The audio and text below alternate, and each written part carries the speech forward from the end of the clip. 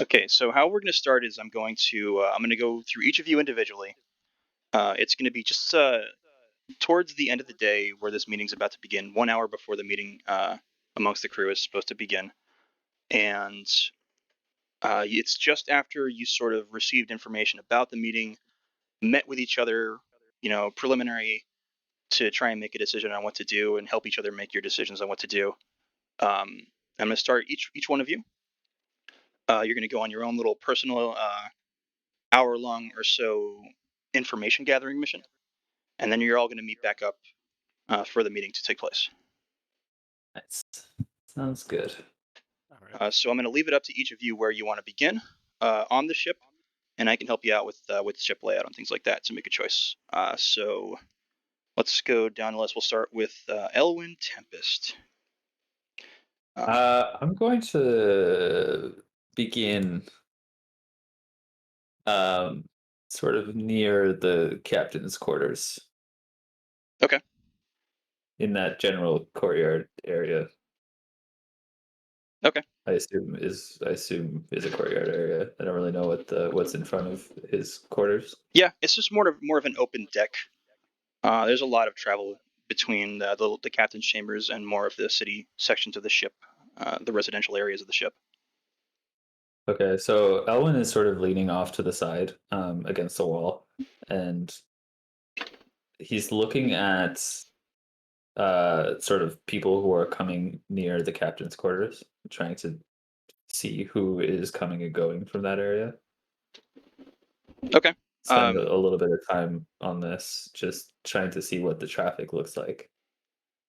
Okay. Are you're looking for anything in particular, anybody in particular, or just who you can spot? I'm looking generally, and then also trying to spot if I see anybody that looks out of place. Like they might not normally come to this area. Okay. And how long do you want to be there, sort of observing the situation? I'd say he's spending maybe 15 minutes. Okay. So I'll say what you're looking at. Um, for the most part, it seems like people are avoiding the captain's chambers. Rick, I've got a little bit of an echo from you. I don't know why I think it's like just my voice somehow because nobody else echoes from you. It's just me. I'll turn the thing up again. It's all good. Um, so yeah, you don't see anybody of note or particular. It seems like people are actively trying to avoid the area of the captain's chambers. You definitely note that there's no more of the prominent crew. They've not appeared anywhere nearby.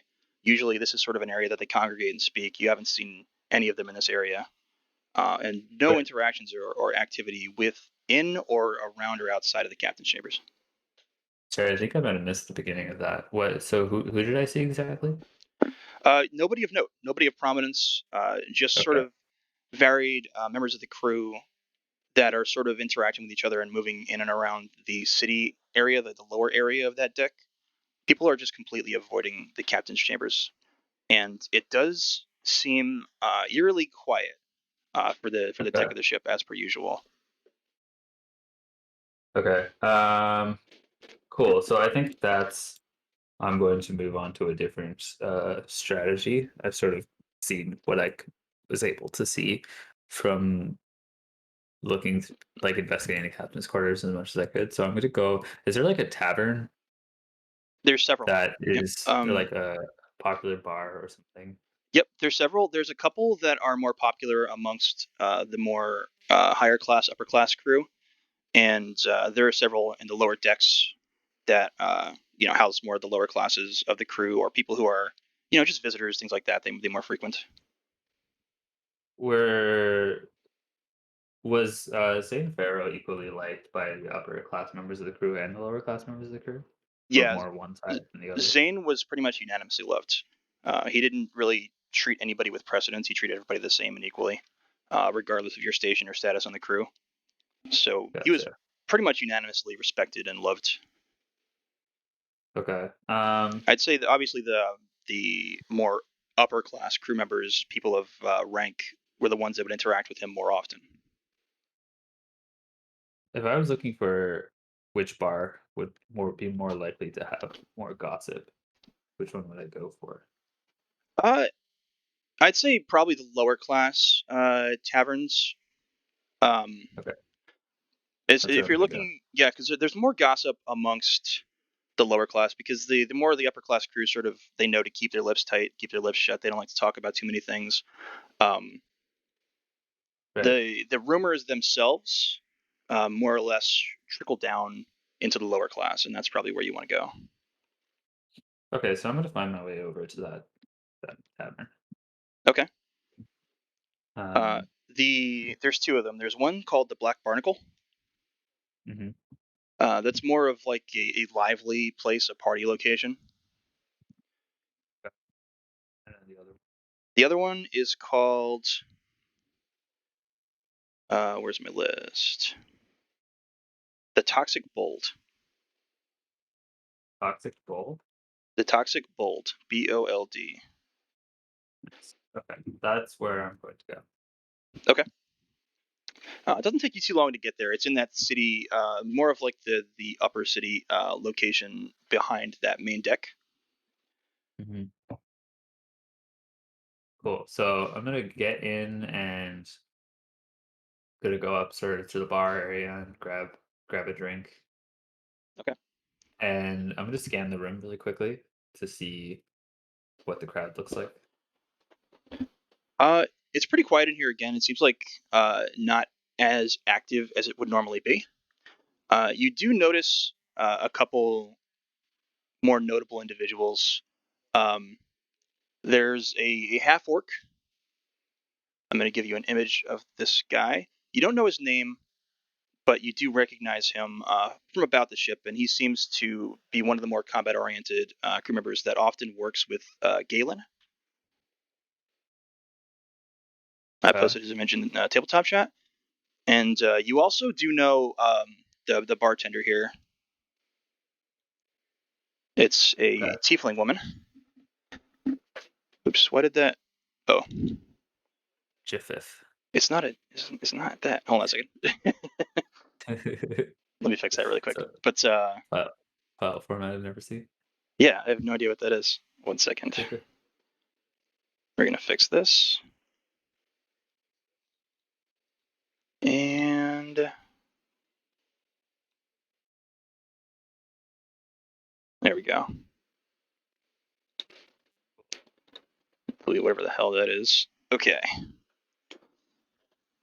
Okay, so I know the bartender as well. Yep, you've interacted with her at various times, and she usually has a lot of tales and stories that the crew might share. Okay. And so is this place normally this empty at this hour, or is this just like No, it's abnormally empty for sure. okay? And what's the bartender's name? Her name is Ophira Stavros. Ophiris? Ophira, Ophira. Ophira. Okay, cool. Cool. I'm gonna sort of sit down at the bar and just be like, quiet night tonight. Ophira. She looks at you a little solemnly. She's like, "Yeah, unfortunately, times aren't looking good." Is this about and I kind of like lean in a little bit, is this about the meeting that's happening? She looks at you and she sort of looks around at the other people in the bar. She's like, so you heard too, huh? Seems like they're not being very quiet about it. Yeah, I definitely have been keeping my ears about since I heard what happened to Zane. I've heard so many things about Zane. I'm not really sure what to believe. Pray tell, what sort of talk is happening around his unfortunate uh situation? A lot of it's just nonsense. You know, you can usually tell when somebody's lying or making something up here. A lot of newcomers made up a lot of stories. The one that I believe the most, though, one of the older crew members who's been on this ship for many years, maybe 60, 70 years, uh, was swabbing the deck up top late one night. Say she saw the captain leave with Zane on board a small vessel. They disappeared into the darkness, didn't return for hours, and when they did return, the captain was with this new mysterious first mate, and there was no sign of Zane. Huh. When did this happen?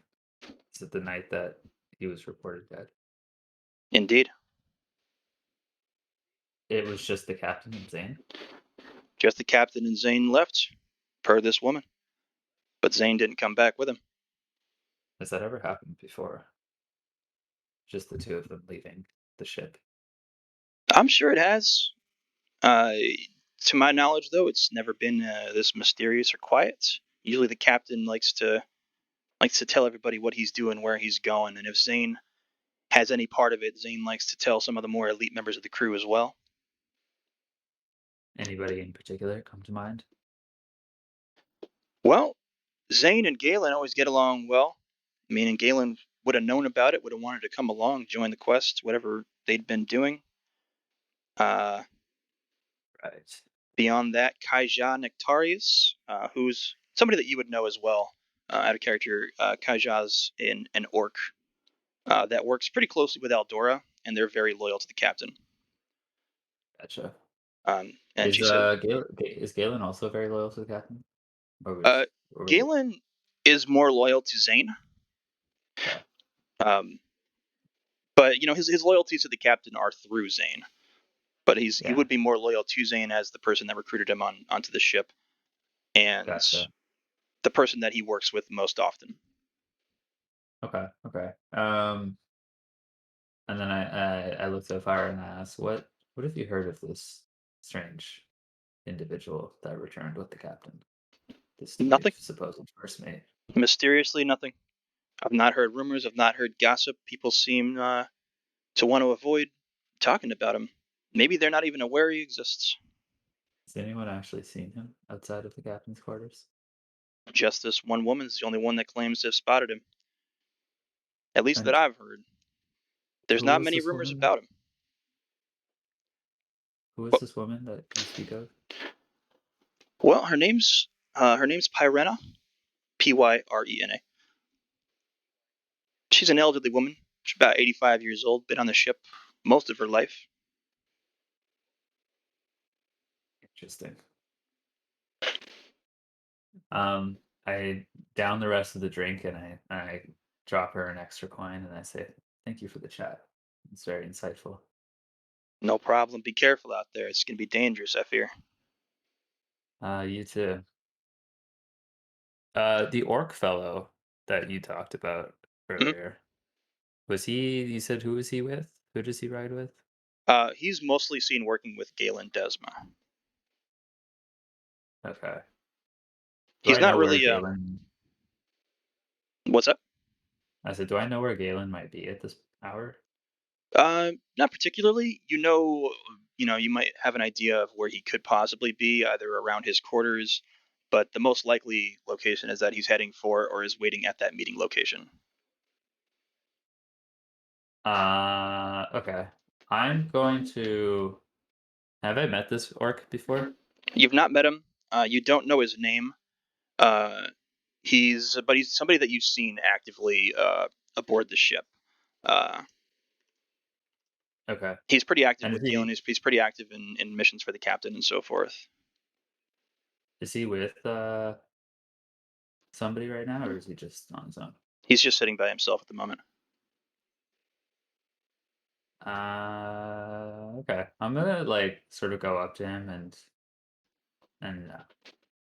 be like, "Greetings. I recognize you as someone who rides with Galen. Am I correct?"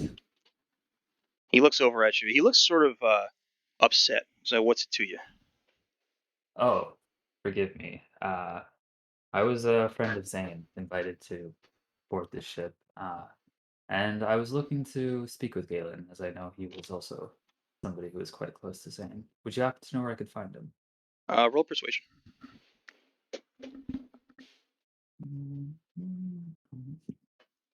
Oh, nat 20? Glassy Cool. also started off with the very first roll of Nat 20. Yeah, I mean, I'll take it. So he peeks up a little bit at the mention of Zane. He says, "Oh, I do recognize you as being around Zane from time to time. I miss the man. Galen misses him too. I'm sure you heard about this little meet tonight. I have. I have indeed. I'm about to make my way down there. Galen will be there as well. He's one of the main organizers of the meet. We got to do something, you know. We do. The situation is quite unfortunate. I was hoping to speak with Galen, perhaps before the meeting, but only if time allows. Not likely. You'd have to catch up with him at this point. He's probably on his way down there already, if not down there at this time. I just want to finish my See. drink, get myself ready before I head down there myself. Gotcha. Well, I guess I will see you there then. Thank you. He stops you for a second as you start to move away. He says, "Hey, if it comes to blood, can we depend on you?" I sort of look down and say, I hope it does not come to that. And then I He sort of carry on. grunts, says, "It's gonna." Only if we let it. Only if we let it. Too much has happened. There's too much distrust. Galen's ready for war. There's certainly more than we know at foot at the moment. I think information is going to be key. But I assume, I suppose we'll see how this meeting goes before we can decide on any course of action. He sort of grunts and spits off to the side of his chair. He says, "Well, we'll see what goes down, but mark my words, there can be blood. You need to pick a side." Of course.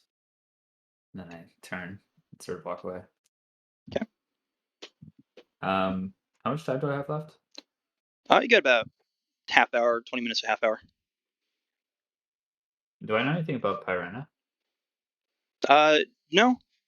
Pyrena, just from what the bartender told me, she's just an elderly lady. Probably does some sort of janitorial type work on the ship.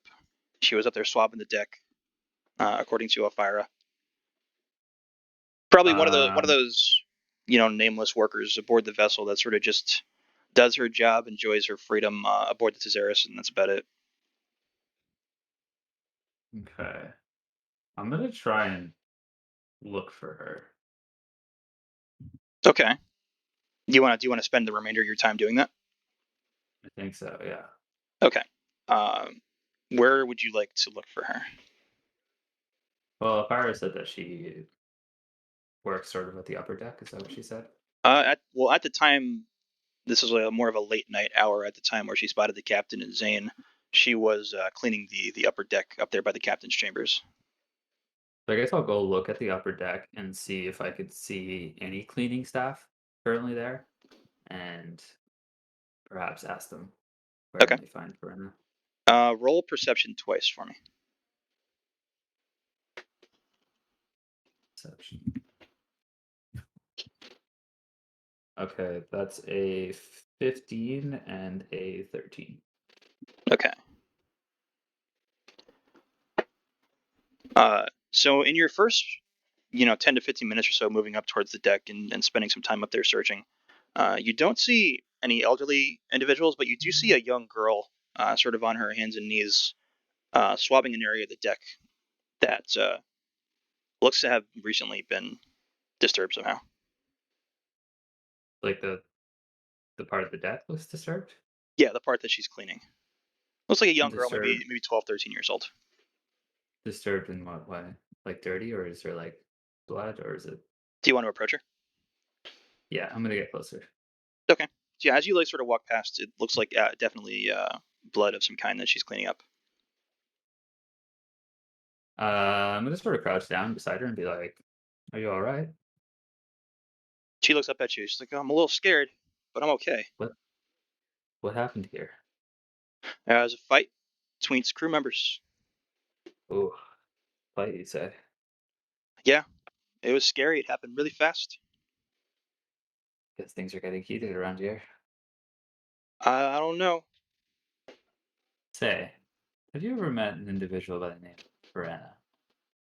Yeah, she's the old lady. She helps us out a lot, gets us food. Yeah. Do you know where I might be able to find her? I haven't seen her all day. Where does she usually hang around?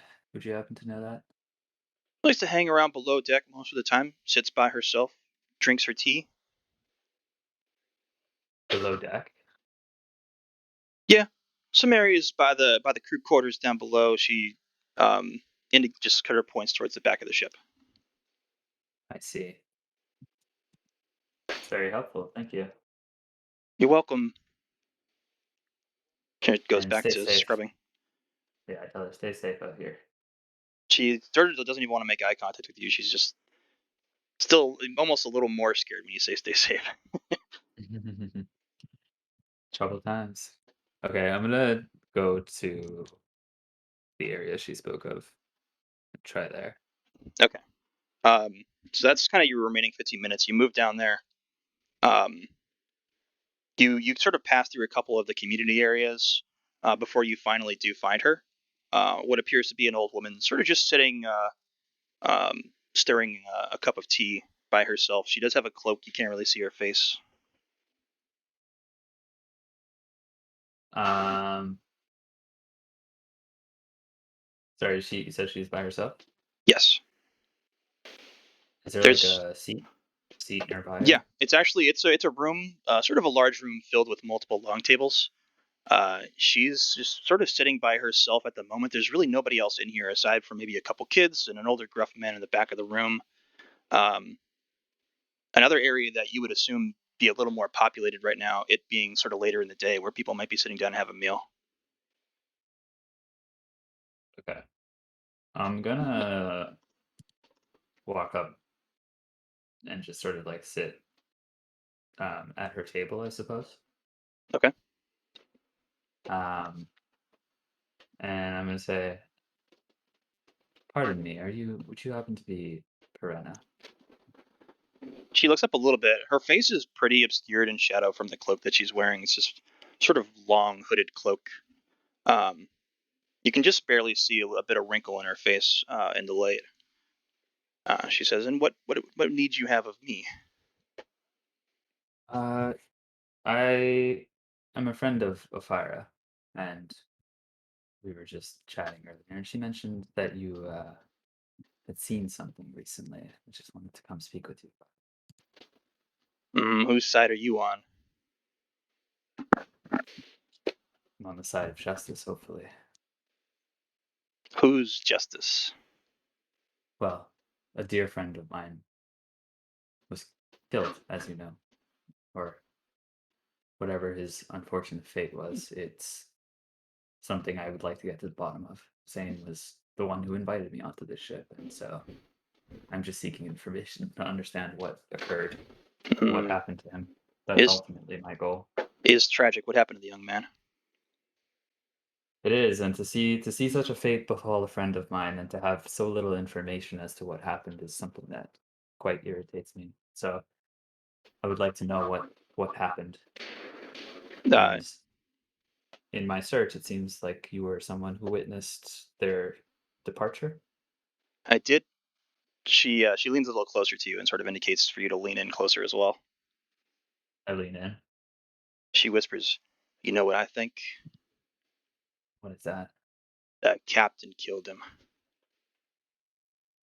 Well, considering the circumstances, it seems a likely possibility, but I don't know what motivation he would have to do so. I seen them arguing recently before they left together like that. Arguing, you say? hmm Did you happen to hear what about? I couldn't really make out what about. I was just doing my duties like I always do, but it was pretty And angry. have you ever seen them argue like that before? Not never. I see. And have you ever seen this strange person the captain returned with? Have you seen him besides the first time he arrived? I've not, but I got a glimmer of a glimpse of his face below the cloak as he went into the captain's chambers. I know he knew I was Oh, there. was there anything of note? I couldn't really make out any detail, but I got a bad sense from him. I see. Well, I think it's very strange what is happening on this ship. I think the presence of this individual is something that disturbs me a little bit. As it should. Well, it seems like there's not a lot of information to go off of at the moment as to who this person is or what happened to my friend, but thank you for your information. At least that is something to go off of. She still leaned in a little closer to you, and she sort of looks around the room. She's like, "You know, we're all gonna die on this ship, right?" What makes you say that? Just an old lady's intuition, if you will. Well, I, for one, am not keen to die just yet. I have things I need to accomplish. Well, you better But do something about it. I won't be going out that easy, that's for sure. You still can't really make out her face, but you see more of a smirk up here below the hood, and she sort of leans back and continues to stir her tea.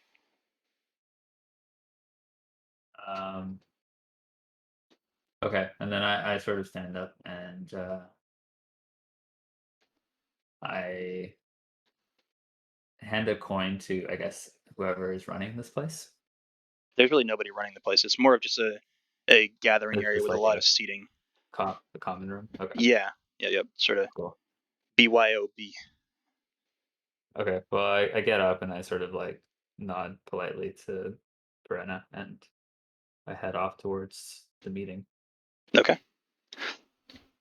All right. So that would be Elwyn. Let's move on to Farfarin. Is it Cardinal? Here to know, yeah. Okay. Where would you like to start? I'd like to start in the living quarters on like the upper decks, Okay. or I guess they'd be on the lower decks. On the lower? Yes. Okay. And what would you like to do? I'd like to see like just some old crewmates, um,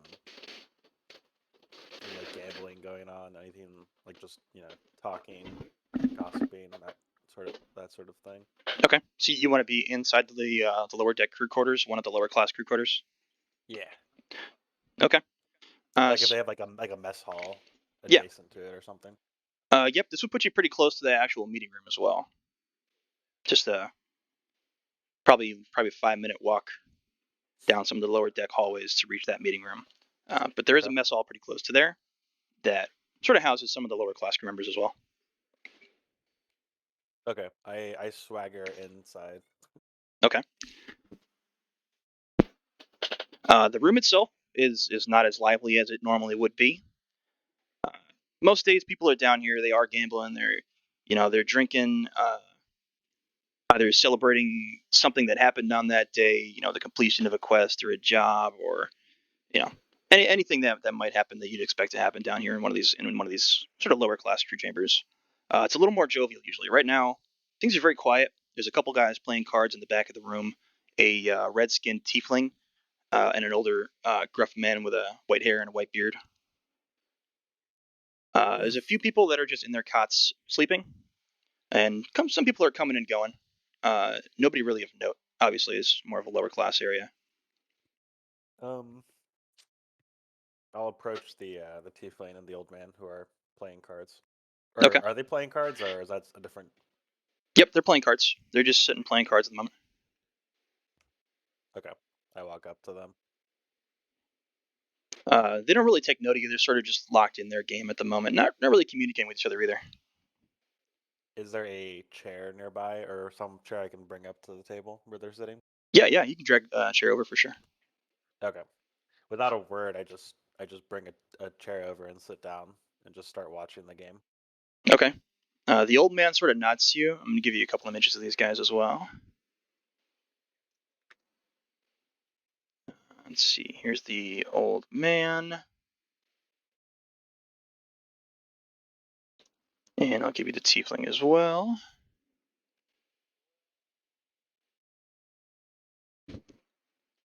There's the old man, more of an old, gruff pirate. And shit. This guy. and He's got that eye, yeah, he's got the crazy eye. the stink eye, or Yep, a crazy eye. absolutely. And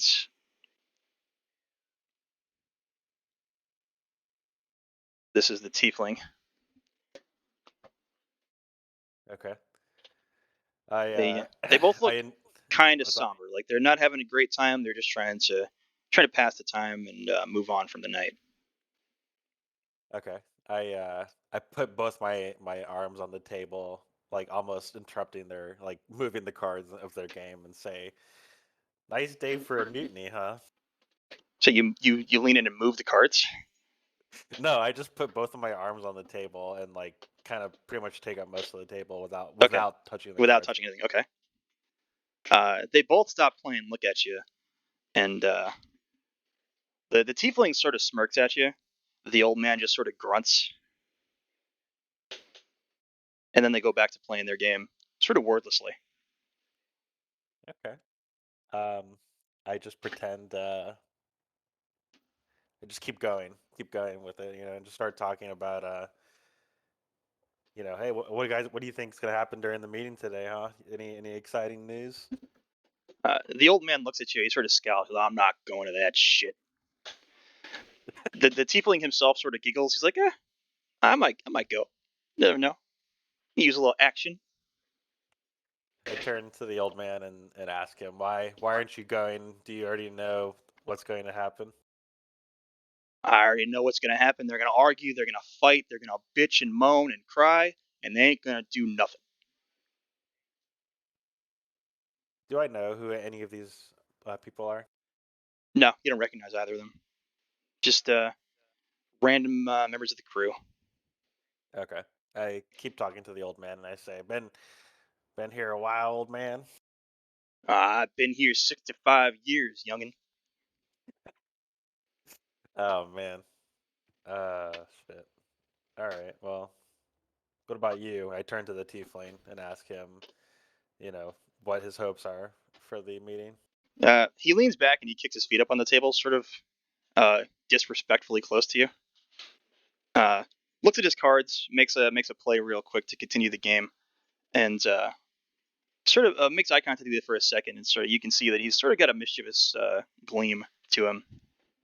He's like, I've been here about a month. I don't really have any goals. I'm just trying to get away from some trouble. You know what I mean? Some trouble. Get away from the trouble, huh? So you're not Yeah, trying to yeah, yeah. start any trouble. Okay. Well, sometimes I go from trouble to trouble, but that's not my fault. I see. I see. Um, do you know anything about oh my God, not the first mate, the captain? Like what might Savas. have happened to the first mate? Oh, the first mate himself, Zara. Yeah, because he's missing. Yeah, Zane Farrow. Sorry, I could literally combine his name. Zane Farrow. Like, never met the guy. What are you doing? What do you usually do on this ship? Honestly, you're looking at it right now. He points to the cards.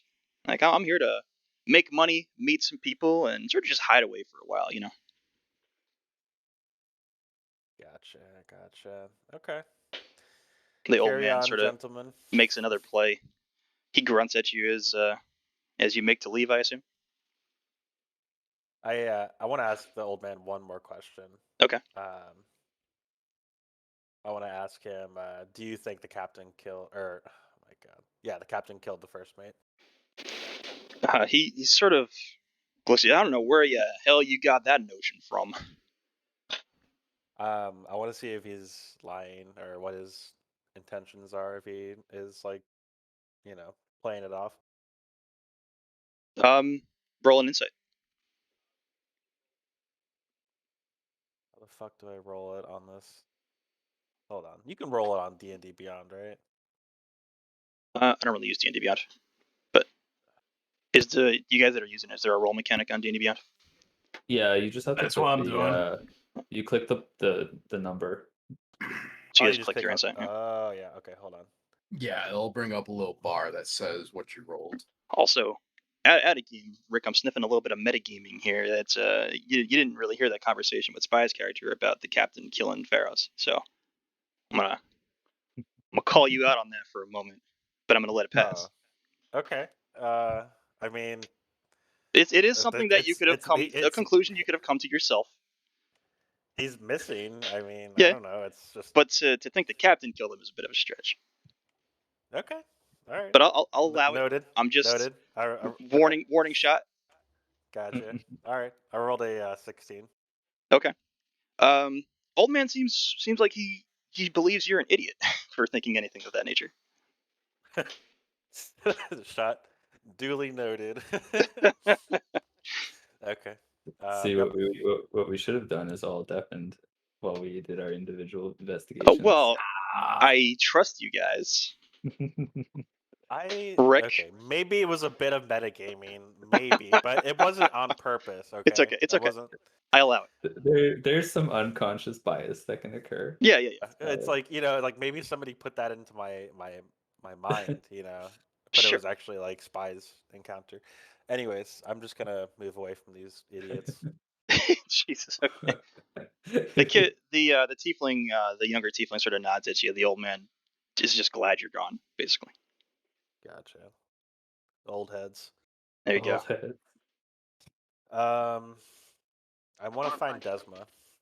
Do I know where he would be at this time? Galen, Yes. you can probably assume that he's, either again on his way to that meeting. He could potentially be up in the more upper class crew quarters, which is on the opposite side of the ship from where you are right now. It's a good ways away, but there's really no telling exactly where he is. Do I know where the meeting's taking place? I do, right? Yeah, it's a room pretty close to you. All right. Let me just scout that out real quick.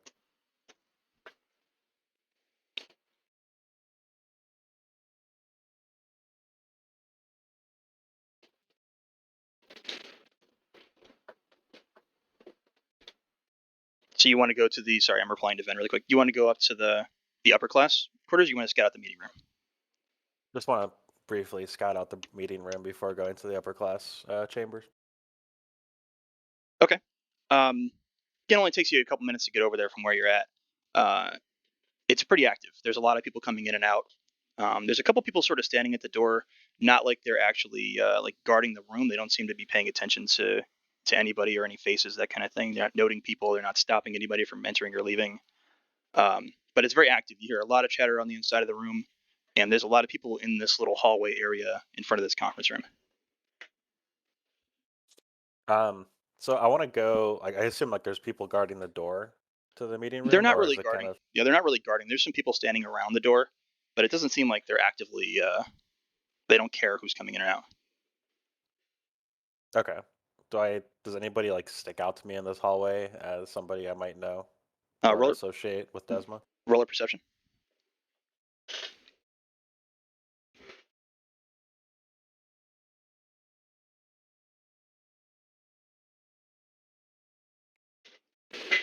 Sorry, I don't know why this is taking so long. Like the website just starts slowing down. It's okay.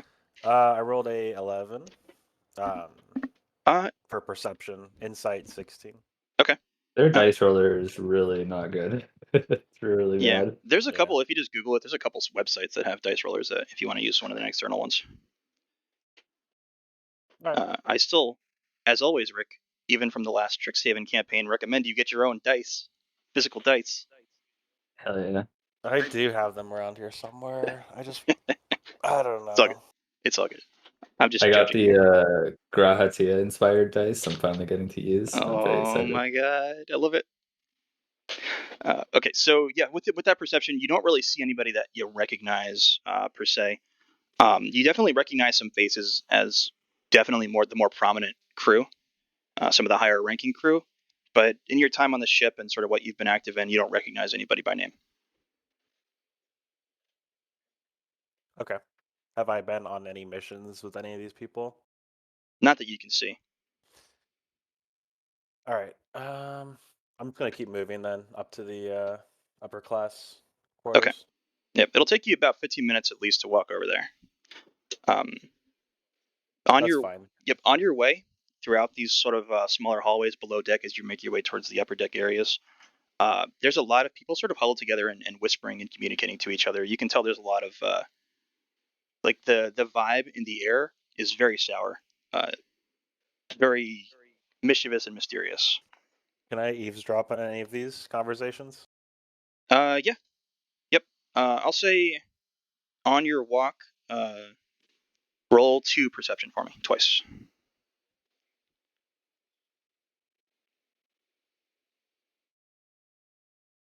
Hold on. This Mhm. thing is very slow. Do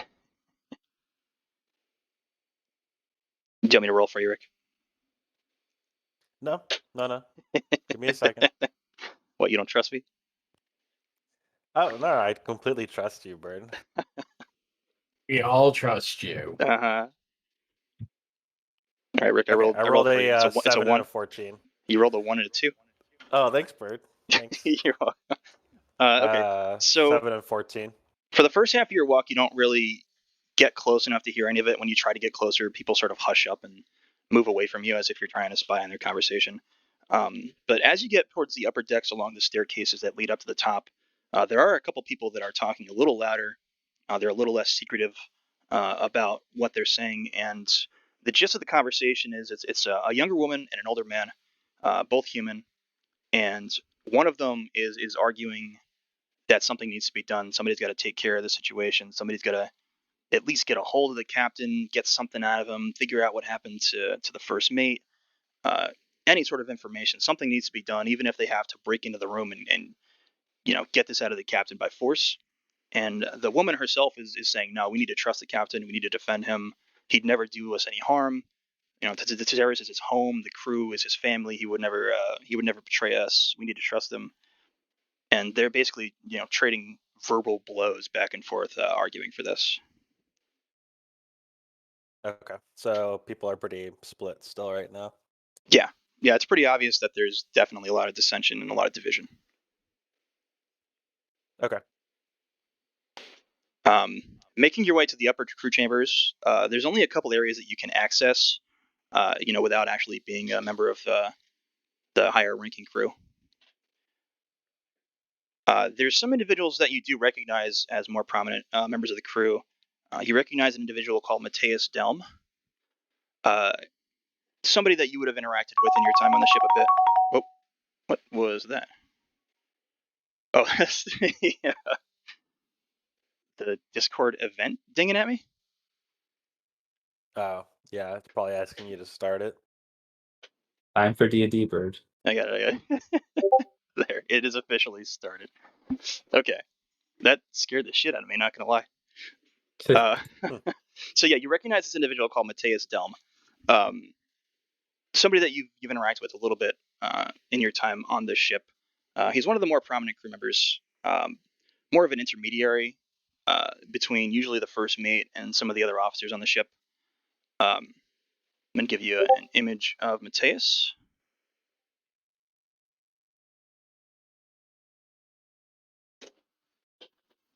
That's him. And he's sort of just sitting by himself at the moment. What? Why is Discord dinging at me? Sorry. You're good. But yeah, you see him sort of standing in the corner. What does his expression look like? Is he Pretty morose. Like he's not having a good day. Okay. Okay. All right. I'll walk up to him.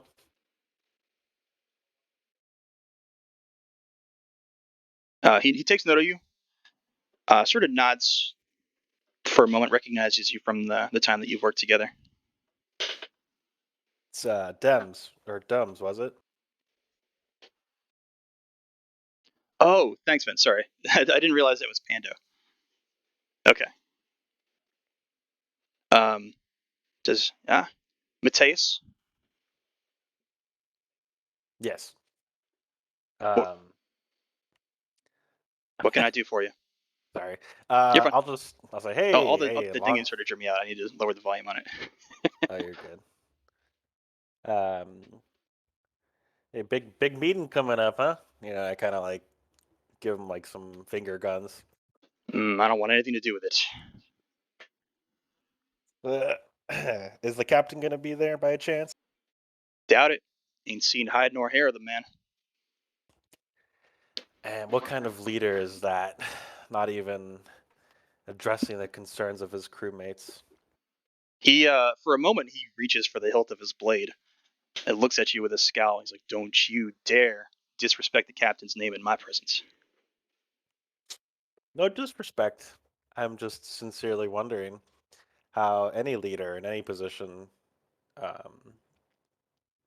would just leave these concerns unanswered.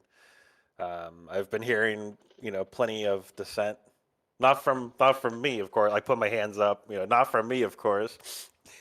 But the crew is the ship people, or my God, the crewmates are on edge, and I look at him just expectantly, as if he could speak on behalf of the upper crew. Digging your grave. He No, I could weasel my way out of anything in a conversation. Don't he worry. he definitely grips the hilt of his sword pretty roughly. You notice as his arm started to strain with it. You're pissing him off. You could tell. Uh, he looks around the chamber a little bit, around the hallway that you're in, and sort of like looks you directly in the eyes, leans a little bit closer to you. Says, "You starting to sound like that asshole Desma." Desma. Desma is a dissenter. It sounds Is like Galen. Galen. Yeah, his last name is Desma. Galen Desma. Yeah. Okay. Okay. I don't associate in that regard with Galen. But I'm just a sincerely curious member of this ship, and I do everything in my power to make him more at ease with assume like that I'm not a mutineer. Is your character leaning more mutinous at the moment? Internally, yes. So roll a deception for me. This is where this is a peppy business moment right here. This is where you die. This is me in my environment. I rolled a 30. A 30. Yeah, What the hell is your deception bonus? plus 12. I Oh rolled an my 18. god. Okay. It's Plus 18. 12? What the 18 fuck? roll plus 12. Okay. What So the hell? Man after my own heart. he's got the background. Um. So yeah, he looks at you and he calms down a bit. He seems to more take you as just somebody that's worried, maybe a worried member of the crew that's asking some questions because he might know something. Yeah, of course, of course. Says, "Look, things are going to go down. All right. When things go down, you need to pick a side, and you better side with the captain." A better side with okay. That's interesting. Um what- God, I don't even know where to start with this. Um I guess I'll just ask him, I'll acknowledge that kind of like half veiled threat, not even veiled actually threat, and just Yeah, not ask failed him very well. like, and just say, when can we expect, further development? Is it at the meeting? Is there, will all our answers be, will all our questions be answered at the meeting? I'm not going anywhere near that meeting. I recommend you do the same.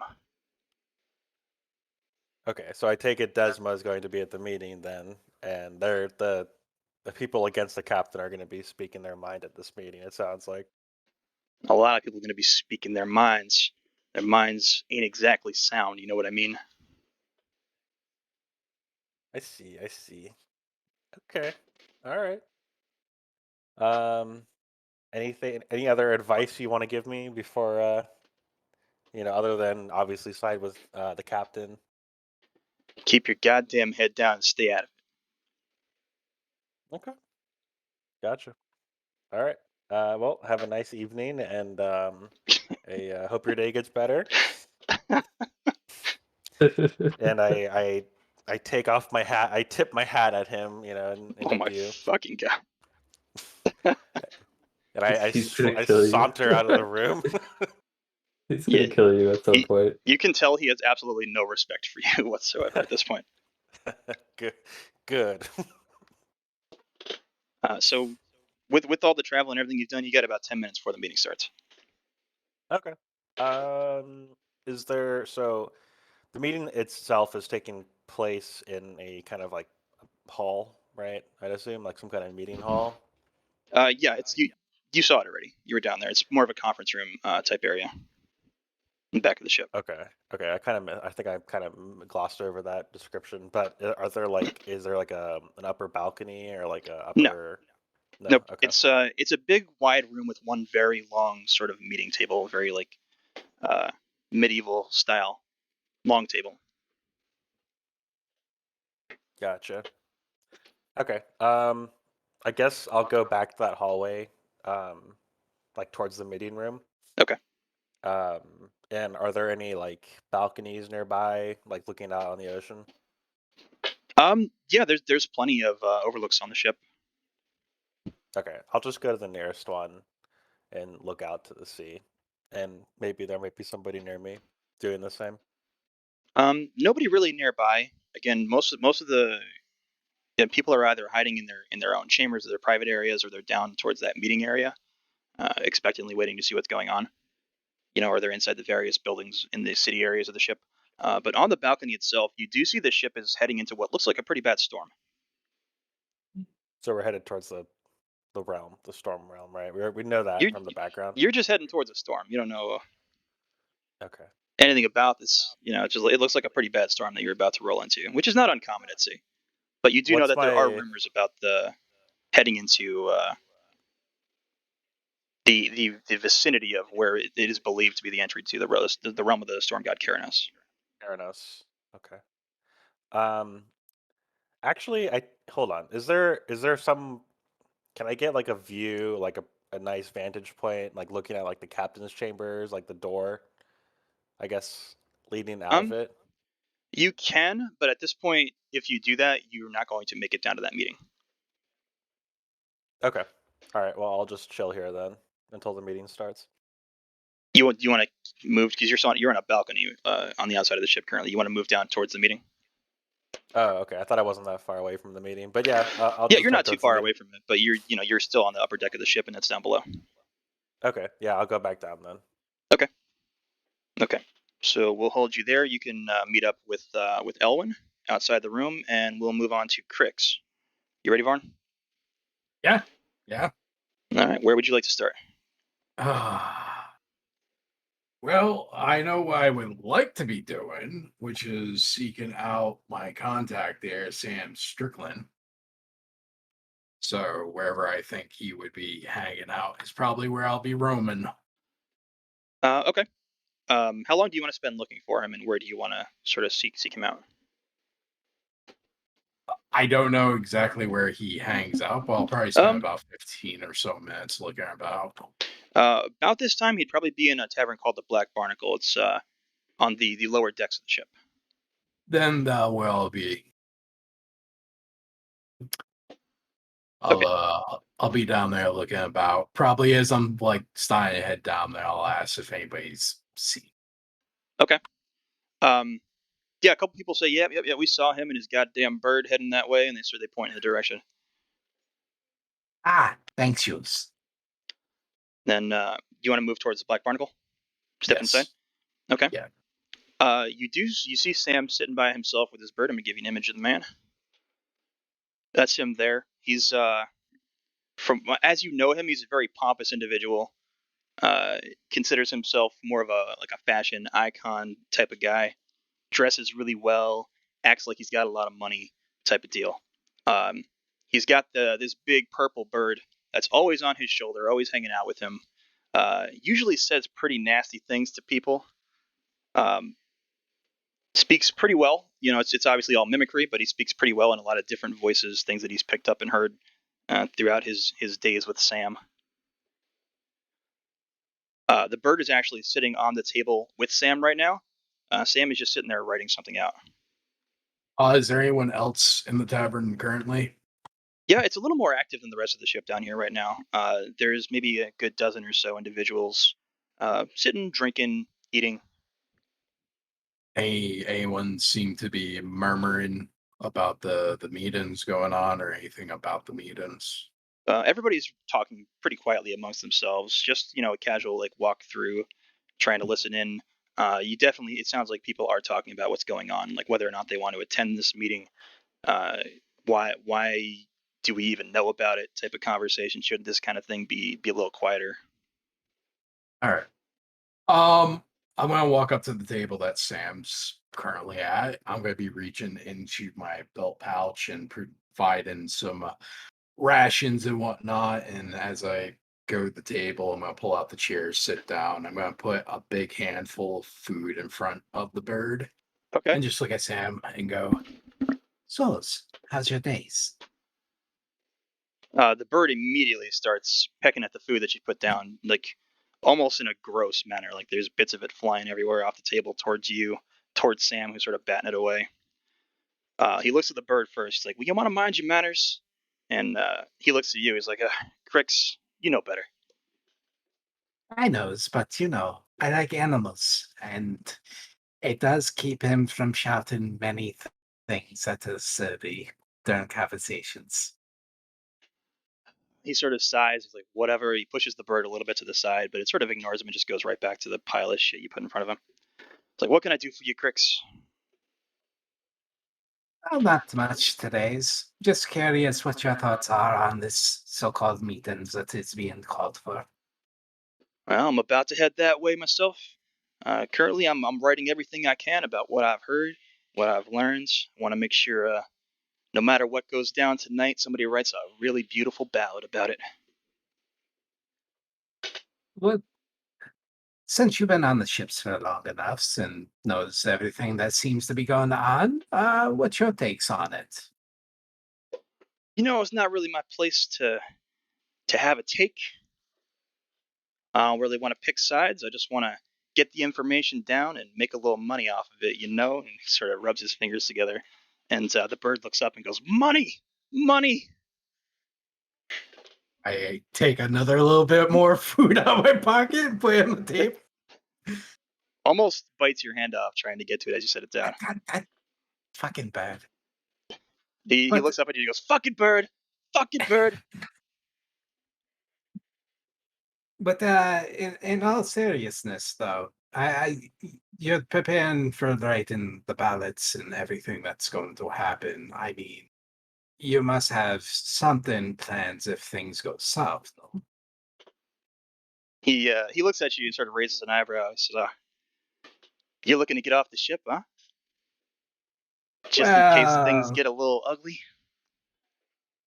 I mean, having a backup plans is not the worst idea. I mean, I am a druid, so I could just simply turn into a fish, but we're pretty far out in sea. I assume 3 hours, and I'm going to be floating somewhere.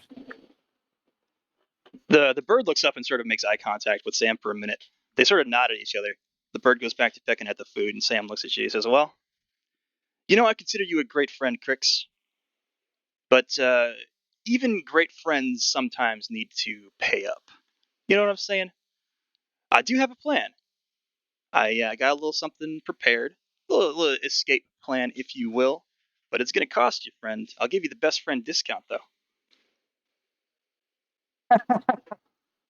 Who you can. Best friend contact means just maybe a couple of gold, shove it off. What are you looking for as for this information?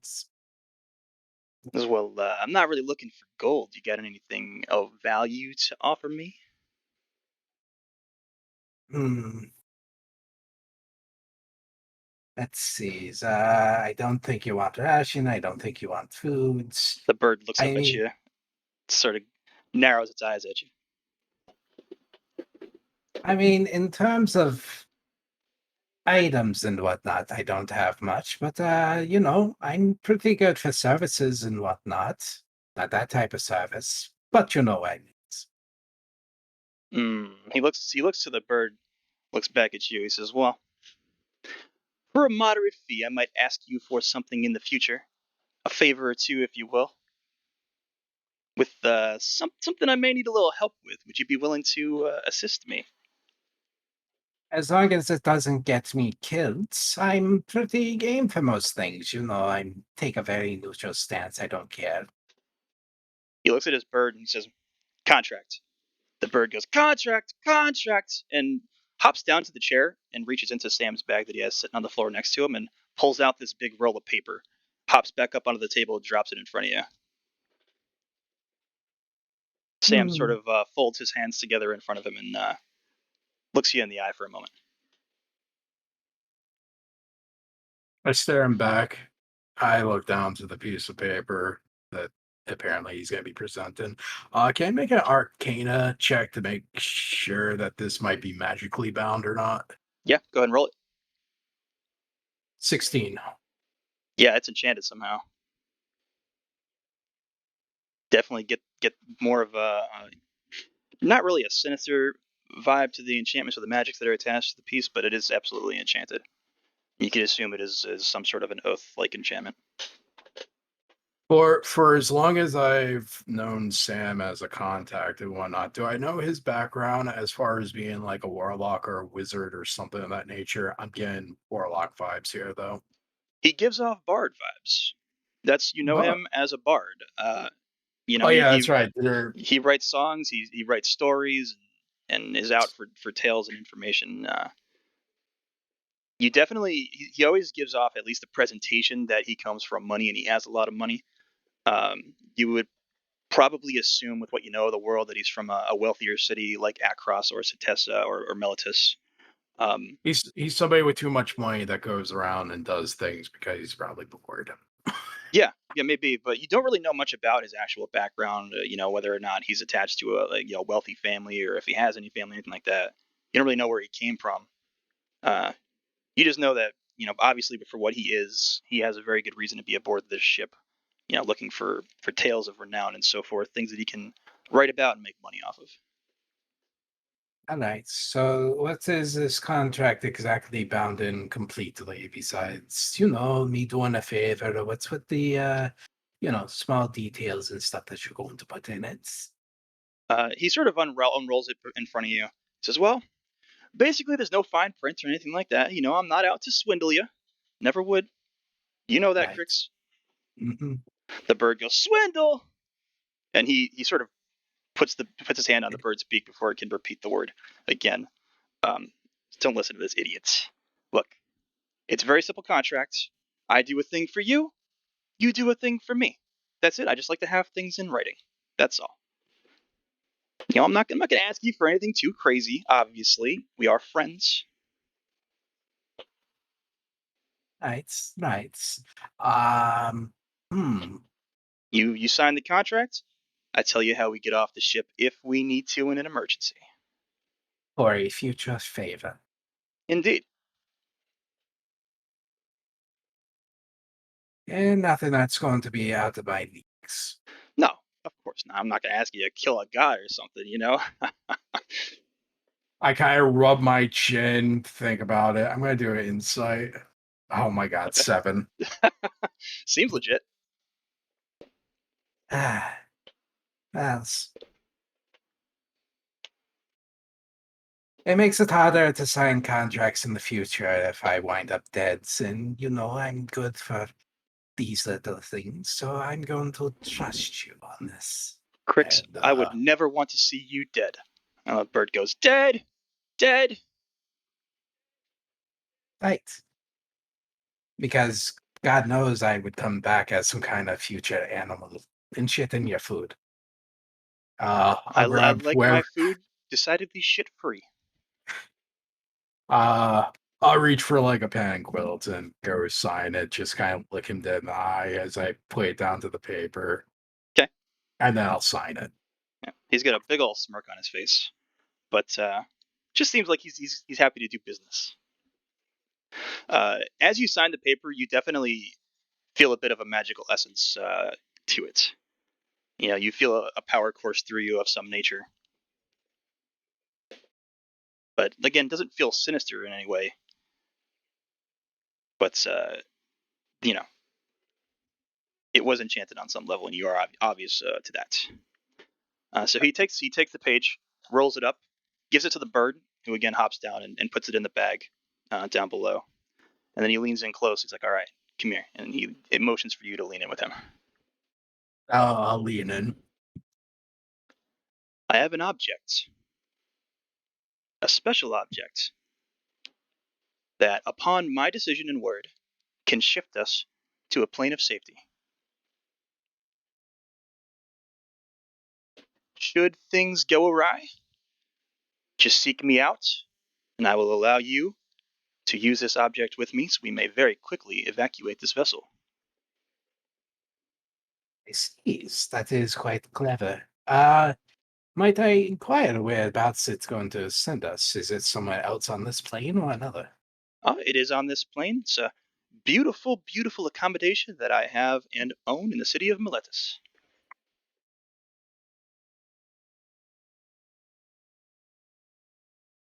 Sounds good. Oh, I will definitely seek you out if things go horribly, horribly wrong. I won't be hard to find. Just listen for the loud, obnoxious bird. And he points to his bird who's still pecking away and eating at the shit that you gave him. Yes, I'm sure as I will definitely hear the bird. I will make sure to yell shitstorm everywhere, and he'll hold a hand out almost to the bird, waiting for the cue.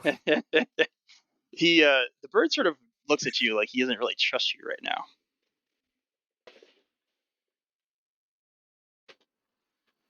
I pull out a little bit more food and put There it you on go. the table. Then he dives. Then he dives in. Sam looks at you and says, "Well, I will see you at the meeting. I will be there taking down every bit of information I can." Yes, I will definitely be at this meeting as well. Hopefully, it doesn't lead to shit. Oh, I believe the only thing that's going to go down is shit, my friend. Yes, that seems to be the way things goes.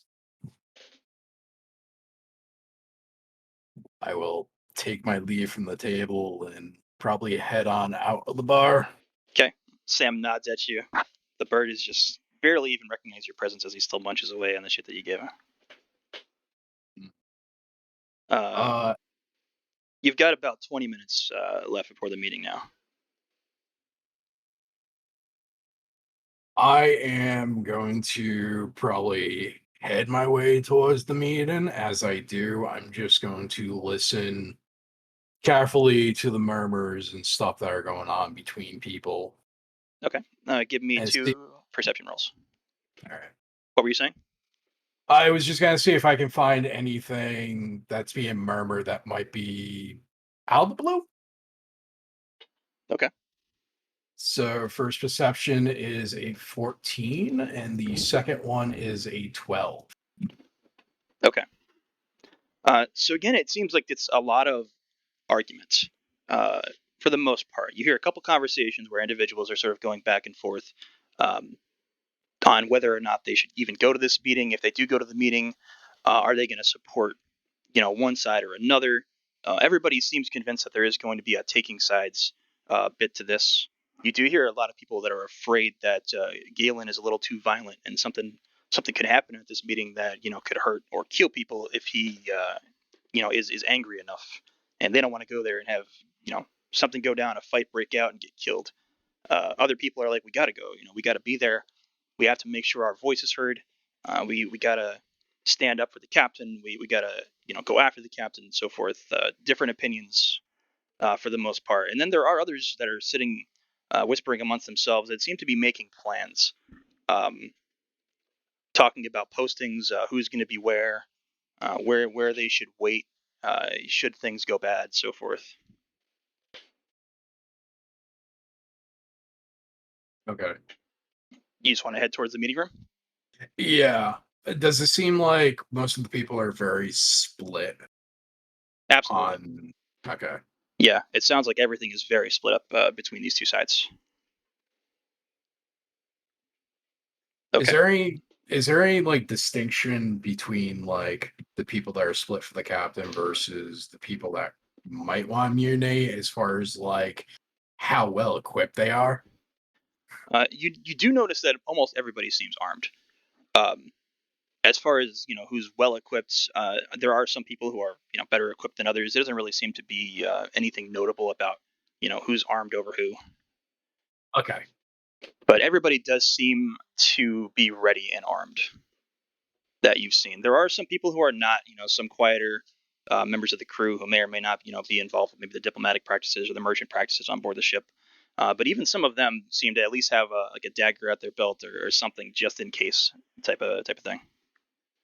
Pirate stuff normally. All right. Yeah. Okay. So the three of you, you meet up outside the meeting room as you had discussed earlier. Anything you want to share with each other?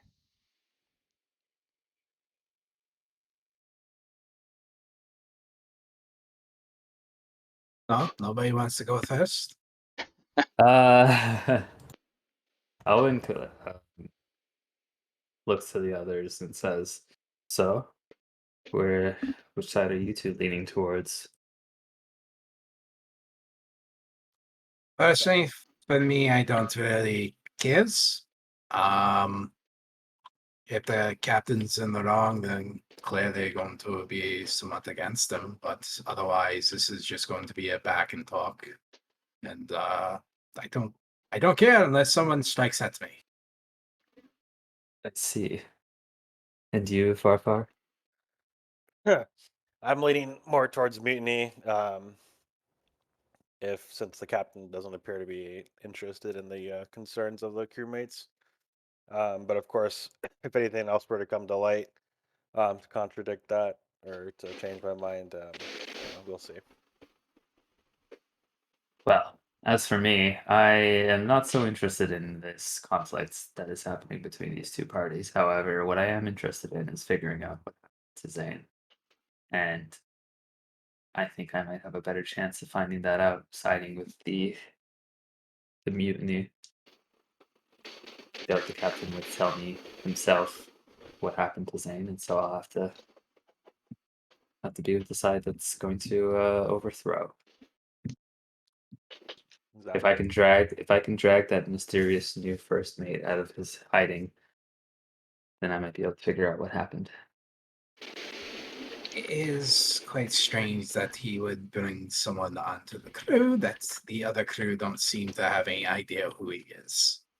Well, the biggest thing I found out was the captain took Zane alone out on a ship and came back with that mysterious figure instead. So he's definitely central to this. As for this meeting, I don't think I want to get too involved in it, but I would like to see what happens. I say I don't think many of the upper crew members are going to be present at the meeting. Based on my meeting with or my talk with Galen, they seem to be avoiding the meeting. Is Galen himself coming? What was that? Is Galen coming? Do you know? No, he's Did not. you did you talk to him, right? Yes, he said And he he's said not. He's not going to. Well, do you happen to What? know where Bert? Wait, who was the guy I talked? You didn't talk to Galen. Who was the guy I fucking talked to? Then I forgot. You talked to Mateus. Oh, okay. I was like confused Yeah. because I remember hearing that Galen was going, and so I was like, "Is he not Yeah. anymore?" Okay. He told you Galen would almost assuredly be at the meeting. Rick, Okay, are you cool. taking notes, Rick? No, I am. No, okay. I'm sorry. For some reason I thought Galen was different than his last name. It was like Domes, was it, or something? Galen Desmond. Desma and Mateus Delm. Mateus Delm is Delm. the character that you communicated with. Galen Desma is the one who's supposed to be like the rabble rouser here. That was friends with Zane. Gotcha. Okay. Yeah, my bad. My bad. You're good. Yep. Okay, so Mateus said he's not going to be there. My apologies. Well, my Mateus, goal. no. Galen should be there. Yeah, should be there. Mateus said he will Well, be there almost certainly. my goal for this meeting is two things. One is to sort of be in the sideline and see what happens, see how things go down, and also to secure an opportunity to chat with Galen after the meeting. Yep. And I think there should be transparency. as well. However, if things get to fighting, we'll be forced to pick a side, I assume. Yeah, definitely. I think both sides are on edge right now, and so no one really wants to start the conflict. They're waiting for the other party to move first. Yeah, well, in order for me to gain the information I'm looking for from Galen, I think we'll have to side with him, if that's all right with you too. So that's fine with me. I mean, I don't care either ways. I know Sam's going to be there, and he thinks that quite a bit of shit's going to happen. Is that your friend? Yes, that is my shadowy contact friend. Does he have a side that he's choosing to be on? Yes, he has the side that he's going to pick, which is himself. He's going to get the fuck out of Dodge. Well, that's understandable. Yes, he's got a plan if shit goes down. Well, I guess we should get in there and secure our spots, I suppose.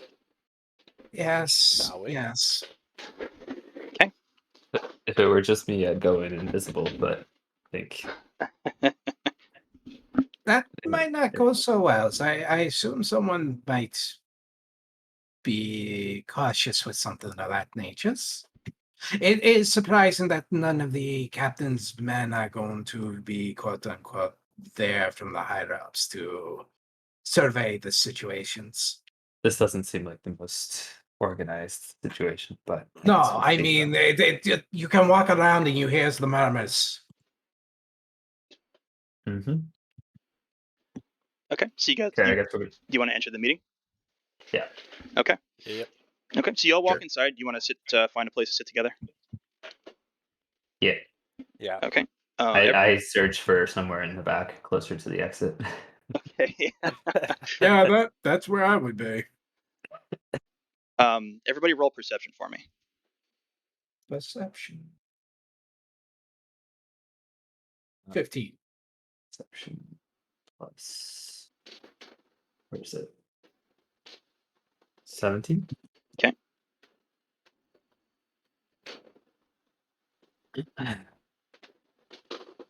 And 23. Okay. So just between the three of you, you move in. You notice Galen in the back corner of the room, towards the head of the table, all the way in the back. He's standing with a female orc and a human woman, and they seem to be exchanging conversation. Galen seems to be the one talking the most, very, very heated and angrily. You can tell. There's a Can I couple hear other. him? You can't hear him from where you are. You'd have to approach. Okay. There's a couple other little clusters of individuals, some definite high-ranking members of the crew, which is for the most part who's in this room, as well as their posses, so to speak. They're individuals that are loyal to them. You notice a couple other things, specifically Farfarin. You do notice a little fairy sort of fluttering about in the back corner of the room, hiding between some of the other crew members. Oh, Uh, interesting. You also see a dragonborn and a naga sitting amongst each other members of the crew. The dragonborn you know to be here for a little while. You've recognized, you haven't met or spoken with, and a tiefling as well. Do you guys just want to sit down and wait for the meeting to start? Are there seats sort of close to the corner where Galen is? Everything towards the front of the room is pretty much taken up. You Oh, won't they're in really, the front. yeah, Okay, cool. but there is I'm room gonna. towards the back. But if you do, you can approach and enter the conversation, or try to listen in, whatever you'd like to do. I'm gonna try and look for where the exits of this room are. Just have Yep, like an there's idea. there's only one way in or out, and that's the door you came through. Okay, yeah, I'm gonna go with sitting close to the door. Okay. Everybody else, you want to sit next to Elwyn? Yeah, I'm gonna stick with Elwyn by the Yeah, door. sure. Okay. So you sit down. There's only really a few more minutes of discussion and talk amongst the other individuals in the room. Galen sort of finishes whatever rant that he was going on in the corner, The orc moves to one side of the table, and the human woman moves to an opposite side, the side that you're on as well. Galen draws his sword immediately,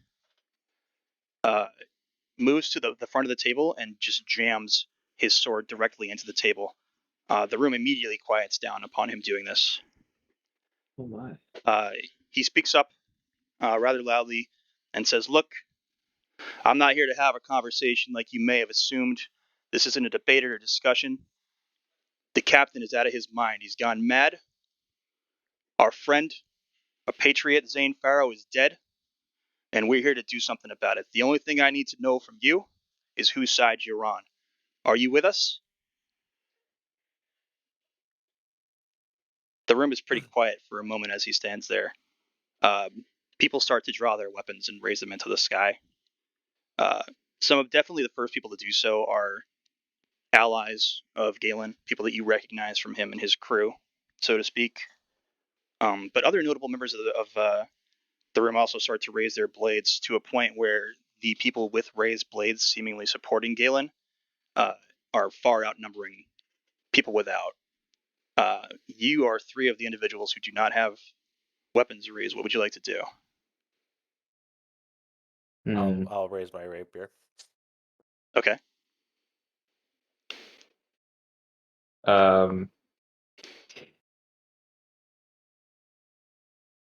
Elwin will.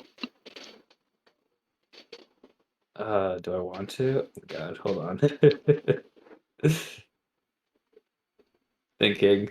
Yeah, no. It's a situation where people are just sort of eyeballing each other, very nervous. Nobody has really said anything or spoken up yet.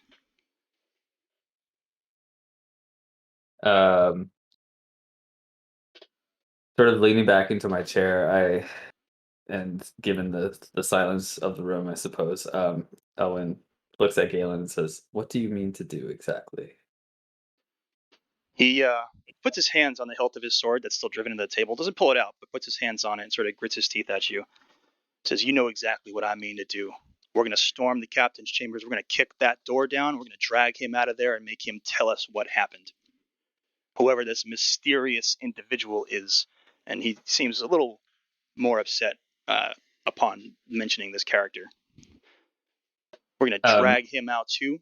And whoever the hell he is, you better have a damn good reason to be on this ship and working with the captain." Elwin sort of leans, sits forward a little bit and says, "And if the captain does not cooperate, will we kill him?" I put a picture up of Galen, by the way. He looks at you and he says, "Well, I don't know about killing the captain, but I'm going to tell you I'll do what I have to do." Elwin stands up and he says, "How far are you willing to take this, Galen?" "To protect this ship and its crew, to defend the memory of my friend Zane, of our friend Zane." He looks around the room. "So I'll do whatever it takes." "Well, I guess for better or for worse, I'm with you." And Elwin takes out he pulls, he grabs the hilt of his blade and he pulls out, but there's no blade attached to it, and he just pulls out a hilt. Okay.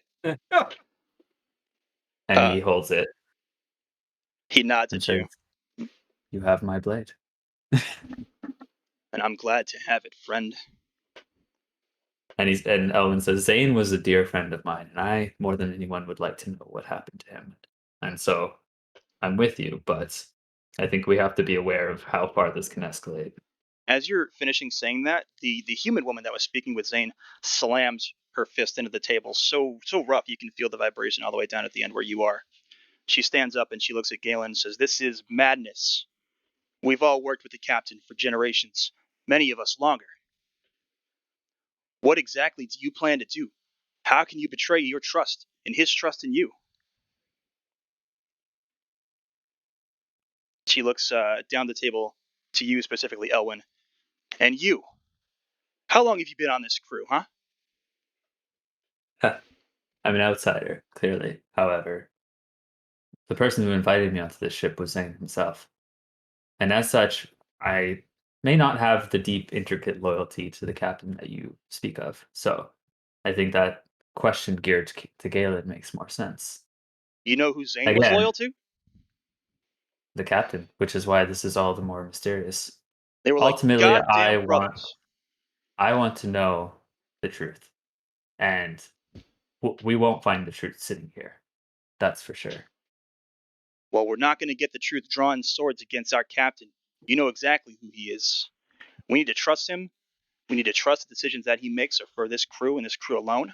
I'm sure there's a reason that he's hiding whatever information on happened to Zane, and he'll tell us eventually. But we need to trust him. The Do only you really thing you're believe doing that now is causing blood and chaos.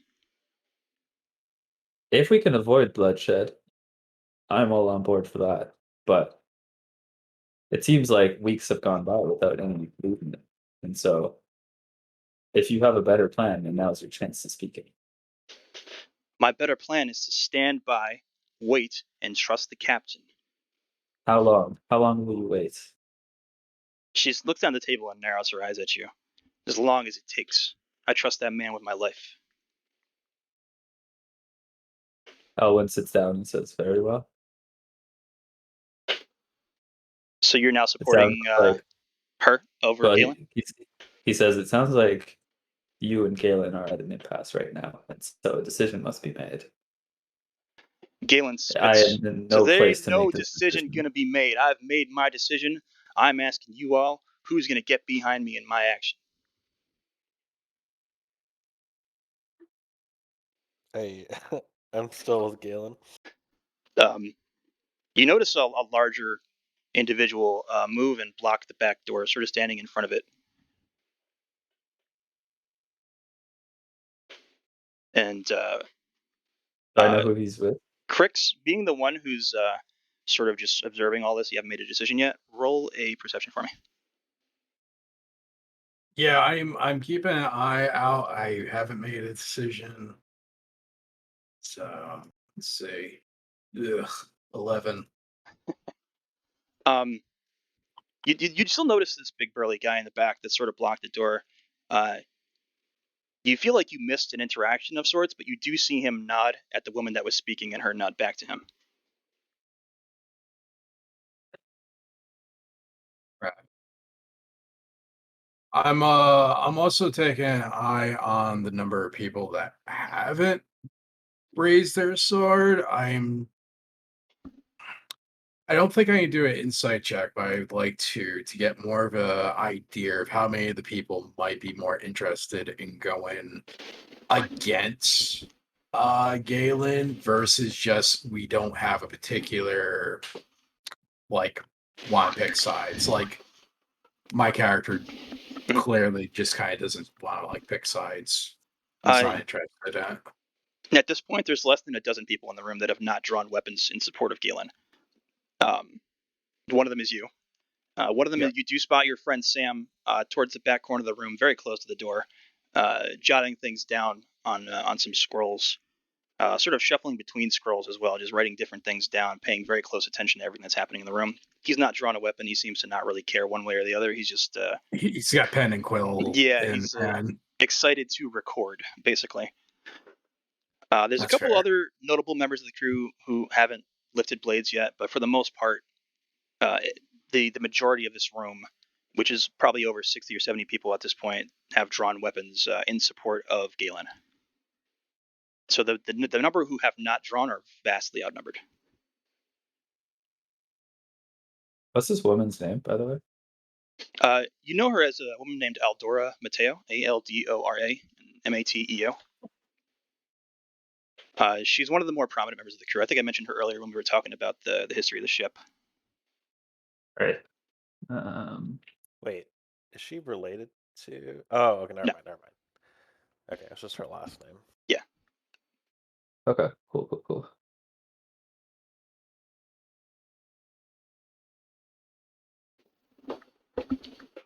I'm just Anything else, Crix? Crix is pretty much just keeping quiet, just eyes around the room, just seems more relaxed than anything. Okay. Aldora speaks up again. She's like, please, all of you, lower your weapons. This is rash. We do not need to take this action right. And basically, as she's speaking, Galen interrupts her. yanks. I don't know who that was. Yanks his blade out of the table, and says, "I've had enough of this. I said this is not a discussion. This is not a debate. I've made my decision. Obviously, most of the crew stands with me. If you get in our way, we cut you down." And he starts to move towards the back of the room. As he does so, that more burly individual sort of pounds the door a couple times and steps aside. The door opens up, and a number of other members of the crew that you had spotted that were absent, including Mateus Farfarin, the man that you had spoke with earlier, who seems to be leading this group, step into the room. They take up the doorway and the area outside the doorway. Aldora, at this point, draws her blade, steps up onto the table, sort of motioning people to get the hell out of her way. At this point, she's got a couple other members behind her as well with drawn blades now. She looks to Galen. She says, "Galen, we deal with this now." And he looks over at her, sort of smirks like he was hoping this kind of thing would happen, and hops up on the opposite side of the table, very close to you guys, and prepares to sort of engage in a duel with her. At this point, everybody that had stood with Galen, for the most part, some people seem a little hesitant with the situation, but for the most part now, there's a bit of a line drawn between Mateus's side of the room, Galen with these mutineers as well, and then Aldora at the back, sort of getting ready to fight Galen. What do you guys want to do? Everything's about to go down here now. You've got a few moments to make some decisions. Wait, so we're near the door where these like upper like crew members just barged into? Yep. You're on their Uh, right-hand side along the table in the back, so you're pretty close to the door. I'm I'm gonna start moving towards the back of the room. Okay. You're pretty much already there, Um, so you would just kind of stand up and motion that way. The door is occupied by a lot of these crew members, though, so you're gonna have to like push your way out if you want to get out at this time, or find another way. I'm not trying to. I guess I wasn't explaining. Oh, I'm just giving you a heads up. The Yeah. no, the other side of the room where Oh, you want to move away from the door side. You want to move towards Aldora's side. Okay, so Aldora. Okay, so hold on. She's on the far end of the room. away from the door. Galen's side is by the closer to the door. Yeah, correct? he's Is on that what top of you're the saying? table, very close to you. Yes. Okay. All right. No, I'm good here then. You want I to look stay? to, You want to stay seated, or do you want to just get up and back away? I'm gonna stand up and just stay there, Okay. standing up. Weapon still drawn? Yes. I've put my weapon away, but I look towards my two friends and I say, "Well, fellas, do we stand and fight, or do we try and get out of here? What do you say?" I mean, Sort of a whisper to these two. Crix, you hear across the room a bird say, "Shitstorm! Shitstorm!" And you see Sam walk backwards through the wall. Through the wall. Yes, the bird phasing with him. son of a bitch is going to leave. Well, you knew that already. Yeah. This whole Galen thing is and very Aldora begin to silly. approach each other at this point.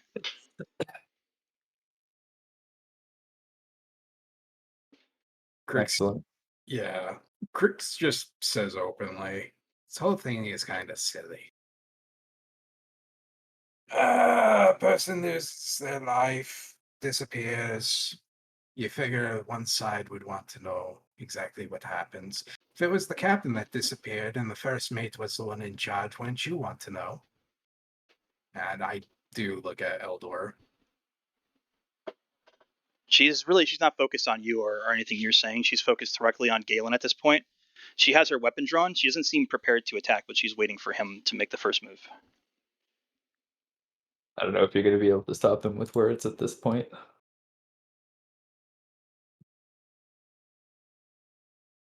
You've got a few seconds to take some action.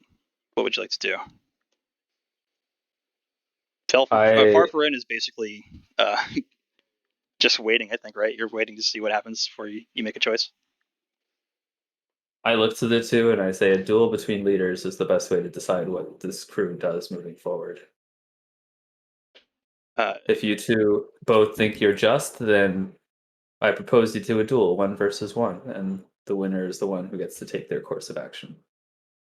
Galen looks at you. He says, "You're with me, are you?"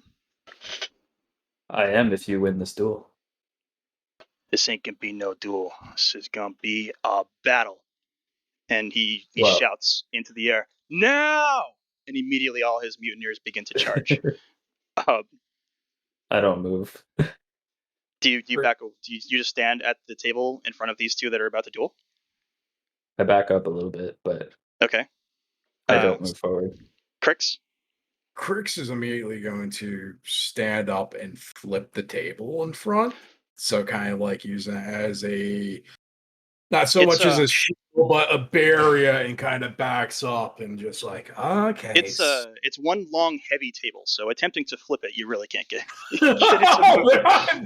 Okay. It's the round table. It's a big meeting table, conference table. So yeah, you yank up a couple times real tough as best you can, but it does not budge. Well, I could make it budge, but I don't want to at the moment. You could. What would you like to do? I'm gonna back the fuck up and just kind of look at Farron and Owen and just be like, okay, this is happenings. So well, that bird was right. This is a shitstorm. Galen Yes, and that was Eldora, a cue to leave. Galen and Eldora are trading blows at this point. Galen made the first move, take a swipe. They're basically locked in a fight on top of the table. The rest of the group is begin to engage as well. Those mutineers basically rushed Mateus at the door, and his party are fighting them, trying to push their way in. Basically, keeps these guys inside the room. You also hear sounds of battle in the back, as if the fighting has erupted in the hallways beyond as well. I look to my friends and I'm like, well, doesn't look like they ever had any plans on resolving this besides killing each other. So Oh, and hopefully this doesn't spill farther outside these rooms. I guess we should try to make our way out of here. I don't know. What do you guys think? Well, do you want to stay in a room where they're swinging and everybody's going to be swinging and then everybody's going to be... Farfarin, you get ideas. Farfarin, make a dexterity saving throw. Oh. All right. Give me 10 seconds while this fucking thing loads. Rick, pull up a different dice roller bit. please. I rolled a 22. Okay. So as you're having the conversation, a blade swings wide as somebody makes a slash at one of these individuals fighting as they sort of tumble backwards and you almost get cut, but you're able to sort of pick up on it and just stumble backwards away and avoid it. It's getting kind of dangerous in here. Time to go. Okay. I guess I'm gonna go start making my way towards the door. Okay. It is blocked up with combat right now. Elwin speaks up and says, well, I think I've decided I'm not one to sit around and wait for answers to appear, and so it seems like Galen is more my speed in terms of how I'd like to approach this. Barging down the captain's door sounds more like what I want to do at this point, rather than sit and wait around forever like Eldora wants. And so I pull out my blade, and you two just see a hilt in my hand, and it starts to glow, and a beam of light in the shape of a blade appears out of the hilt. Hell yeah! All right. And I say, let's call it math. I'm gonna fight. I'm gonna fight on Galen's side at this point. Okay. Do I spot? Is it possible to tell the difference between Mutiner and Eldora's people? At this point, you can kind of tell the difference based on the sides of the room, who's fighting who. Mateus's group is in the doorway with the mutineers, the people that you recognize from inside the room, on the opposite side, towards the back side of the room without the door. So you can make out the battle line there. As far as, what's outside, you have no idea what's going on out there. Okay. Do I see anybody on the mutiny side struggling? Yeah, there's a couple guys that are locked in combat with Mateus, that individual that Farfarin had met. you'd also recognize him as a more like prominent voice of some of the higher ranking crew members. He's locked in combat with 2 individuals, mutineers, and he's definitely got them on the ropes. Like he's pretty adept at combat. Okay, I'm gonna look to my friends and be like, so where do we start?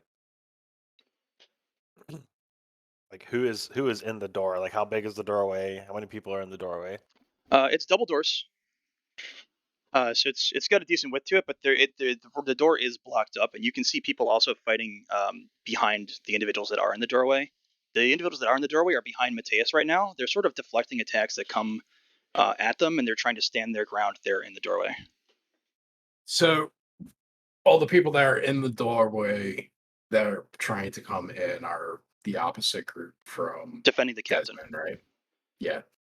All right. So I just look at Elwin and Farah and I go, all right, I guess we're choosing a side then, right? And I reach into my pocket. I kind of pull out something and put it against my palm.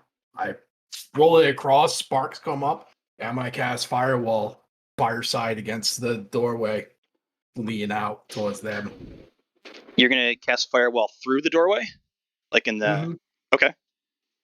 Yeah, Sort of. I'm basically having the fire go out the doorway and like actually kind of going across, like say like if there's the wall, the door, and the wall kind of across that, and the fire damage is gonna go outside. Okay, to try and like make a wedge so you can get out. Basically, is what you're trying to do. I'm trying to stop them from coming in. Okay. I'm trying to deter them from coming into the room.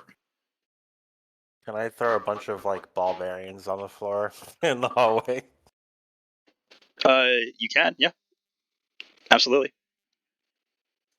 Okay.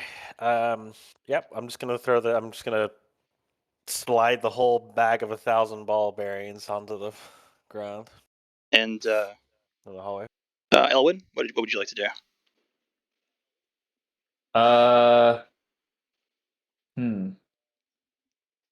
Hmm.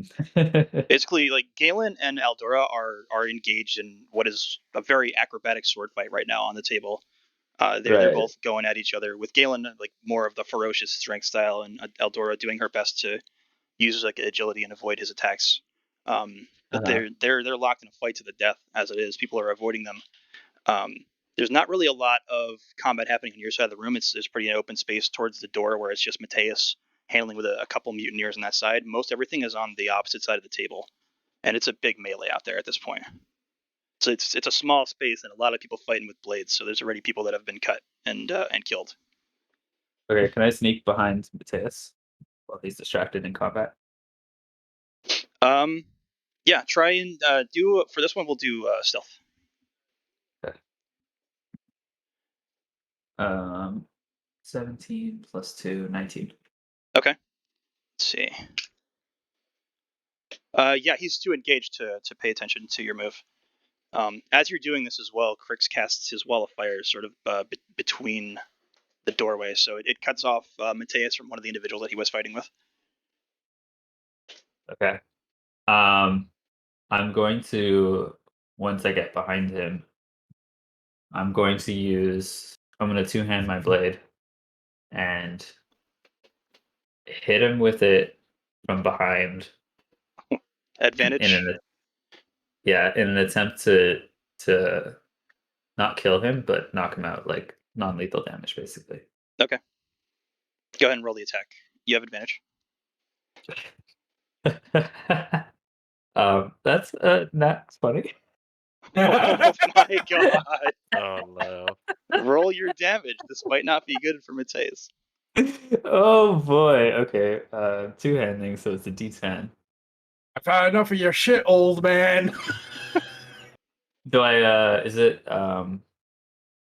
roll the damage, double it, or is it double the Yeah, no, roll the right? damage and then double it. Okay, so that's a 7. 7 Do total. no, it's the So roll was a 7. Okay, so 14. And then do I add the number twice, the damage modifier twice, or is it just once? Just once. Okay, so 14 plus 2 is Okay, 16. 16. And Pretty- then there's extra damage that I deal from various things. let me get that together. So I'm trying not to kill him, he says. it's not lethal. Unlethal pointy end. Where is this? Hold on.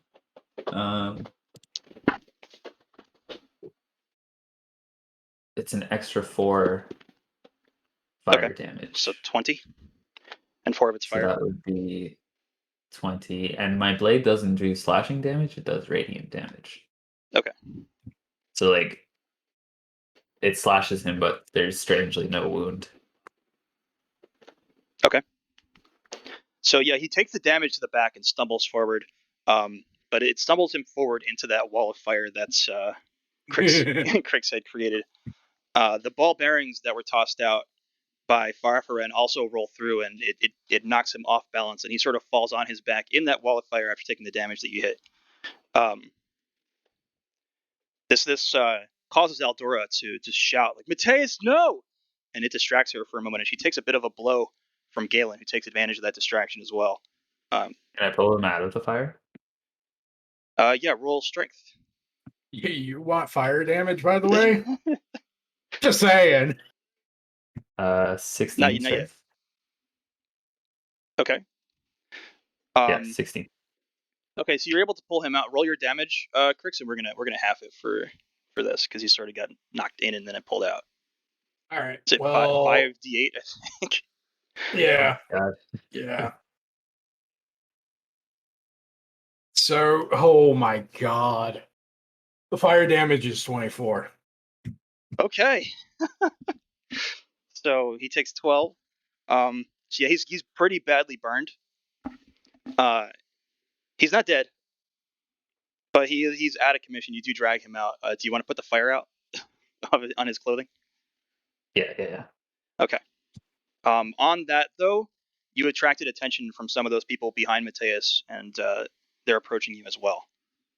I'm gonna drag Mateus and like sort of rest him against the wall.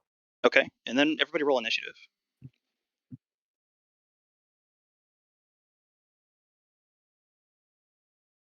By the way, because of the way the damage is dealt with the firewall, when it appears, targets have to make a dex saving throw or take that 5d8. So, Yep, I already threw the saves. I've got your sheet up. all right, so that damage would be all through. So, Yep. I got a 17 for Farfaran. 21. Also, wait, I got 15. Okay.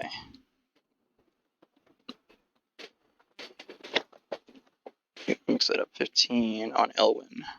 And 21 for Crix, right? Yeah, 21 for Crix. Okay. Give me 1 second. I'm just gonna grab some water. Yep.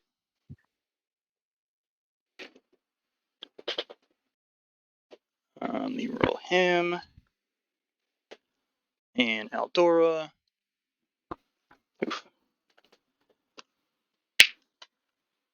Okay.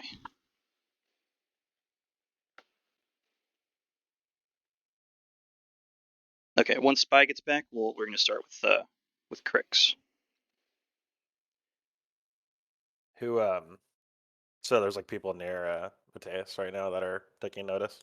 Yeah, some of those people behind him that were sort of guarding the door are moving forward to engage you guys now. They look pretty pissed off. Okay.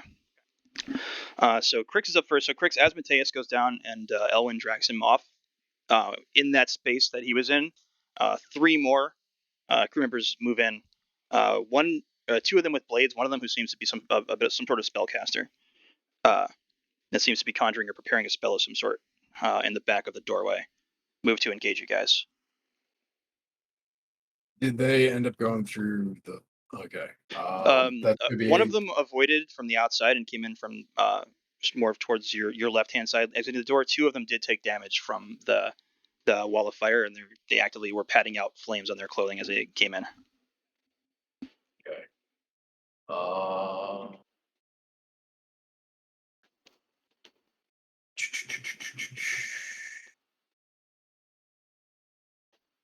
I mean, I guess this would work. So you said there was one that was a caster? Yes, he's behind the two individuals that are melee with blades. Oh man, the choices. Yeah, let's go with this. I'm gonna cast Hold Person on him. Okay. DC 17 Wisdom. He fails. Your cat is on the caster, you said? Yeah, on the caster himself. So he is going to be paralyzed for the duration of the spell. Okay. Actually, that's going to drop my firewall, isn't it? It is going to drop your firewall.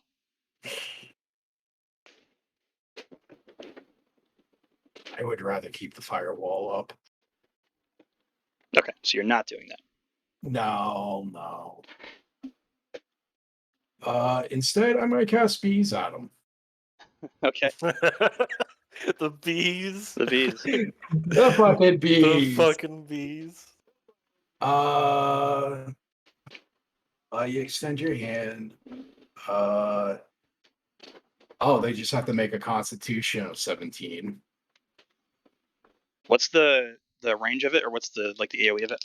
The It's radius? 10 feet. 10 feet. Is it a 10-foot circle? It is. It's a single target.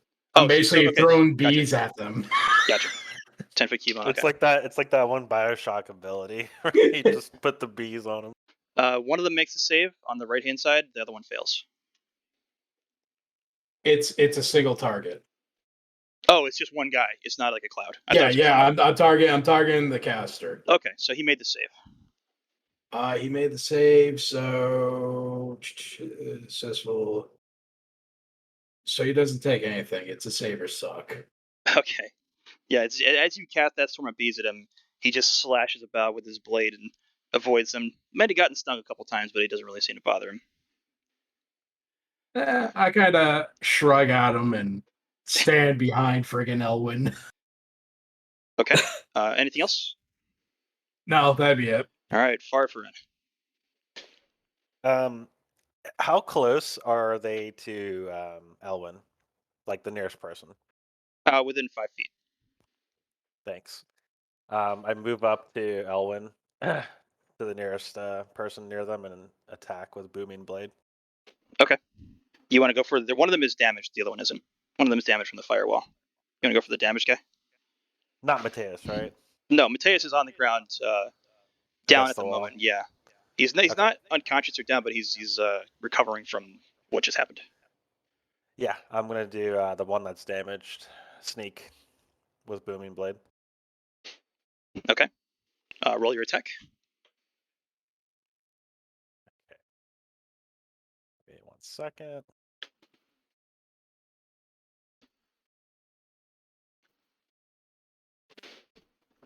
Are you still using that same dice roller, Rick?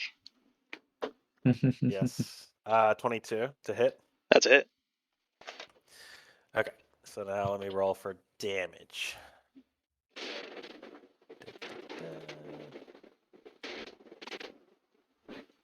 Rick. Okay, let me hold on. I have the other website on a different tab. Hold on. We're now waiting So 30 seconds for sorry. every roll, man. It's gonna be 1d8 plus 6, so that's a 9. Okay. Plus another 1d8 for booming blade, which is another 6. Okay. So that'll be 15 total. Okay. Yeah. So you make contact. Oh, wait, hold on. Sneak attack. Sorry. He's either way. He's dead. Oh, okay. Yeah. So Okay. you make contact. You cut him right across the chest, and it's enough after the damage from the firewall that he took to strike him down. So he falls down dead. Awesome. I'm gonna use my bonus action to hold on. God damn it.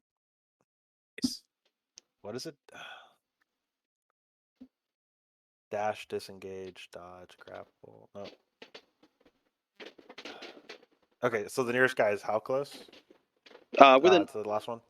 same thing. Within 5 feet. Within 5 feet. They're basically all moved up within melee range. The only one that's a little Okay. further back is the spellcaster. Okay. I guess I'll disengage and then move away from them, like behind Elwin. Elwin. Okay. I lean Mateus against the wall and I tell him, "Stay down. I don't wish to kill you." He looks really pissed off. You're not sure if he's really gonna listen And I to say, you. if you stand up and come back, I will. Don't mistake me. I will cut you down. If you value your life, stay there. This is gonna be a bonus And action then- for you. Roll intimidation. With my blade of light in my hand. Yeah. 16 plus 5, 21. Okay. Okay. Go ahead and take your action. Yeah, so I glare at him. I stand up. So what's the situation behind me? So Elforin just cut down one of the melee combatants that had moved up. There's still one more left that's relatively undamaged, and the spellcaster behind him. Aside from that, Spellcaster behind him. the doorway has opened up a little bit with the actions you guys took with the firewall and drawing these guys inside after taking Mateus down. You still got Desmond and Aldora dueling pretty close to you guys on your right-hand side, on top of the table. I want to say that I casted Mage Armor before I came in here. Okay, I'll allow it for now, but in the future, make sure you call it out. Yes, I will.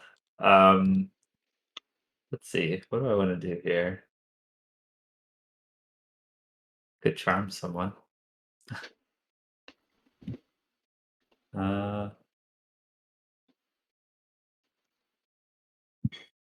Interesting. What do you got? Well, I'm gonna Eldritch Blast the the spellcaster. Okay. In the back. Okay, and go ahead and roll your try. spell attack. Is it possible to do non-lethal damage with this? With an Eldritch Blast? Not really. Okay, I'm gonna assume this won't kill him. You assume much. That can't be real. He almost killed Mateus. That's another natural 20. I don't believe this. Jesus Christ. Roll your damage. Are these dice loaded? What's going on? Let me see if the second beam hits. You're not doing good at the pacifism thing, man. I'm trying. I'm too powerful. I can't control my own power. The second one is a 11 plus 9. Doubled. Okay. Sorry, that's not damage. That was for the second beam to hit. Oh, to hit. Okay. Yeah, Yeah. That makes contact for sure. So okay, both beams hit. So I'll roll the damage for the first one.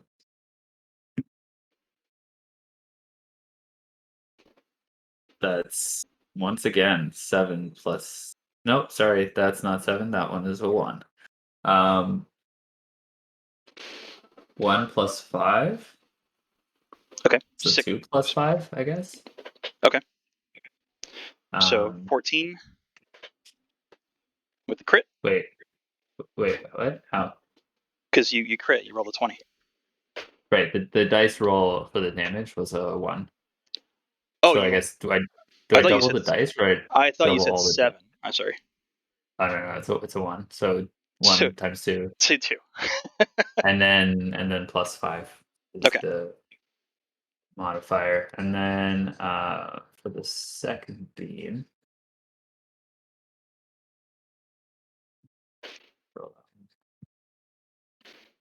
second one is a 9 plus 5. Okay. So 14 for the second one. Okay. Also, my Genie's Wrath says once during each of your turns when you hit with an attack roll, You can deal an extra 4 fire damage to the target.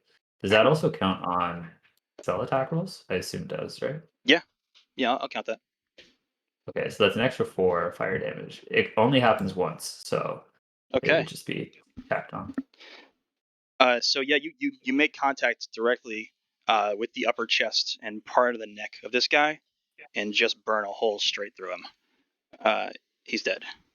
I look down on my hands, kind of surprised and disgruntled. So Uh, as that happens, you can still take another action if you have more to do, but Desmond's on the same turn as you. Galen, Desma, that is.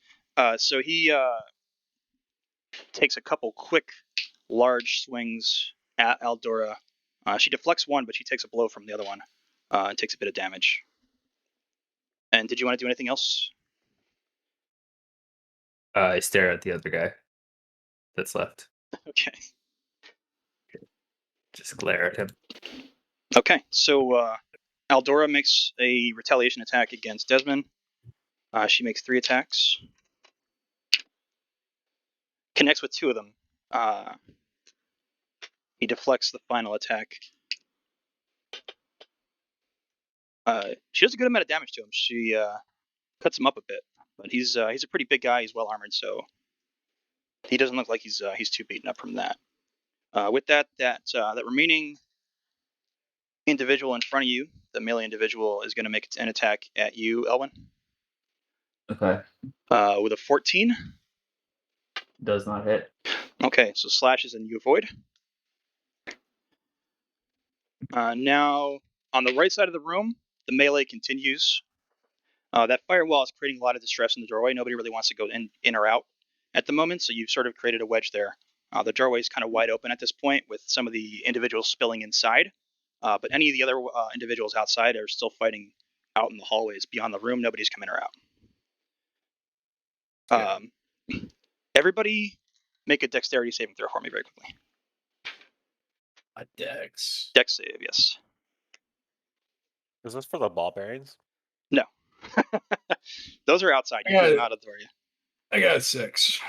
Okay. 11. I got 28. Yeah. Okay. So as you guys are engaged in combat, there's a massive lurch from the side of the ship that sends it sprawling over. The ship goes and rotates enough that it throws you guys off your feet. Everybody except for Felfarin. Galen and Aldora both maintain their footing and sort of get lower and grab onto the table to maintain themselves, but several of the other individuals fall, a couple of them going into that firewall. Sorry. I'm going to roll the damage for them. And then Turn it off, you dummy. so you guys are now prone, everybody except for Felfarin. You're able to sort of latch onto the wall in the back since you backed up and keep yourself steady. But it's a big enough lurch that throws the others off onto your feet. You're not sure what caused it, but the ship obviously took some sort of force. That doesn't sound good. Could be that storm. I don't know if a storm caused that. Are we under attack? What's going on? Yeah. It took a lot of force from the starboard side, so it's enough. Now we are back to Crix. And you are prone. I am going to immediately stand up. Okay. And I know that they're still fighting one another, but I'm just going to literally yell, "Is no one fucking concerned that the giant ass ship just fucking rocked that much?" I think everybody's a little concerned. What else would you like to do, Crix? I'm just going to hold for the moment. If anyone attacks me, I will attack them with bees. Okay. But otherwise, I'm going to see what their reaction is when I yell this. Okay. So for the most part, like, people do seem a little distressed at what happened, but they are still actively engaged enough that they're focusing mostly on the fighting and trying to survive the fight as opposed to whatever's going on outside. They don't seem to take too much notice in your shout. And you said you want to hold action with these? Yeah, hold action bees. Anyone attacks me, I attack them with bees. All right. Belferin. So there's Okay, the spellcaster's dead. The other guy's dead, and then the second melee guy is also dead, right? The second melee is still up.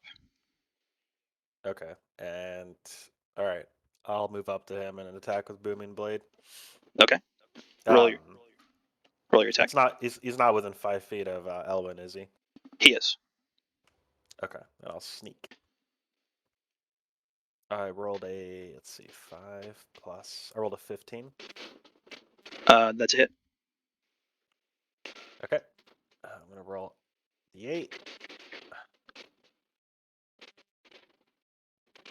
That's 11. The 1d8 for the rapier and another 1d8 for the booming, plus 6 is 17. Okay. And then the 5d6 for sneak is 18. He's dead. Okay. And is there anybody in front of me? No. The rest of the fighting is happening on the right side of the room. Mateus is on the ground at the moment, still alive, but still a potential combatant. I've rolled him into initiative. Okay. And Desmond and Aldora are fighting still atop that table. Desmond, I want sorry. to see what the hell's going on outside, so I'm going to start making my way out. I basically yell back to my group as much. I'm concerned about the ship as a whole, so I'm gonna head out. Well, you can do that next one. Use your movement to well, no, you weren't prone. You were the one that wasn't. Sorry. Yeah, no, you're good. You can move. Yeah. So it's move 30 feet or however Yeah. whatever is remaining. That wall of fire is still up. Crix, you don't want to drop it. No. Okay. Wait, it's towards where I'm going. It's in the middle of the doorway. So you can move out the left side of the doorway if you want. Just avoid the fire. Okay, but which way is closer to where I'm trying to go? Left or right? I mean, you can't go right unless you want to walk through a wall of fire. So left is your choice if you want to exit. Okay. I'll go left then. Okay. So you move out the doorway. There's a lot of fighting going on in like scattered pockets. Moving out here immediately, you realize it's kind of hard to tell who's on whose side. Okay. Do I see anything on that's attacking the ship? You mentioned that it You're hit below the. decks. You're below decks. Okay. So if you moved off to the right hand side, and there's a hallway that would lead you to a couple staircases that would lead up to the top deck, but you'd have to make your way out of there. All right. So there's not really any option to go outside to the left where I am currently, or. You can. There's a route that would take you there, but it's longer. Okay. I thought I could get outside from over here. No, you're below decks, and that's like kind of around where you started. Okay. Do I see any like people who are for the captain nearby, or can I not tell? It's almost impossible to tell who's on what side at this point. It's a bit of a chaotic brawl. Little pockets of fighting throughout the hallways. Anything else with your turn? No. Okay. I'm just gonna end my turn. Elwin? When you say that we're below deck, Mhm. is the part of the ship that we're in right now beneath the water? Yes. Or is Yeah, okay. you're not on the lowest deck, but you're on the next two. Okay. Okay, so I'm looking around. I see that all the people we were fighting in this room are out of the count. Is that right? The people that you were engaged with, that were sort of Mateus's guards, so to speak, are dead. Uh-huh. Okay. Mateus has stood up, weapon in hand. He hasn't done anything yet at this moment. The closer combatants to you are still Galen, Desma, and Aldora fighting on the table, and there's still quite the melee on the opposite side of the table. Okay. And then Farfar has gone outside. Farfarin walked out the door immediately. So you can still see him. He's sort of standing outside the doorway, taking in the situation alongside that firewall that Crix had put up. I'm gonna hold my action for a round just to see how the duel on the table proceeds. I'm going to, if anybody hostile comes up to me, I will strike with my sword. So you're gonna stand put and hold action. Yeah. Okay. I guess I'll prepare an action. If somebody comes near me, I'll slice them. Just a weapon, like a standard melee attack. Yep, just my sword. Okay. So in the same moment, Desmond makes another couple strikes at Eldora. She deflects and avoids both. She retaliates with 3 strikes again. All of them miss. Galen deflects all 3 attacks pretty deftly. It seems like Eldora is getting kind of worn down and tired. The fight on the right-hand side of the table, it seems like it's going in favor of the mutineers at the moment. You see a couple of those defenders fall in battle, and their numbers are thinning out. The mutineers always kind of outnumber them anyway. So it's looking like things are looking in favor of Galen at the moment, and there's quite a few dead on the ground. Farfarin on the outside, you see a couple guys fall as well. You're not sure who, what side is what out there, but there's an engagement to your left where one man was fighting 2. He was killed, and those other 2 members moved across to join a different engagement on the left-hand side of that hallway. And to your right, there's a couple other engagements with various individuals who have traded blows as well. And we are back to Crix. All right. I don't know. There's like so much going on.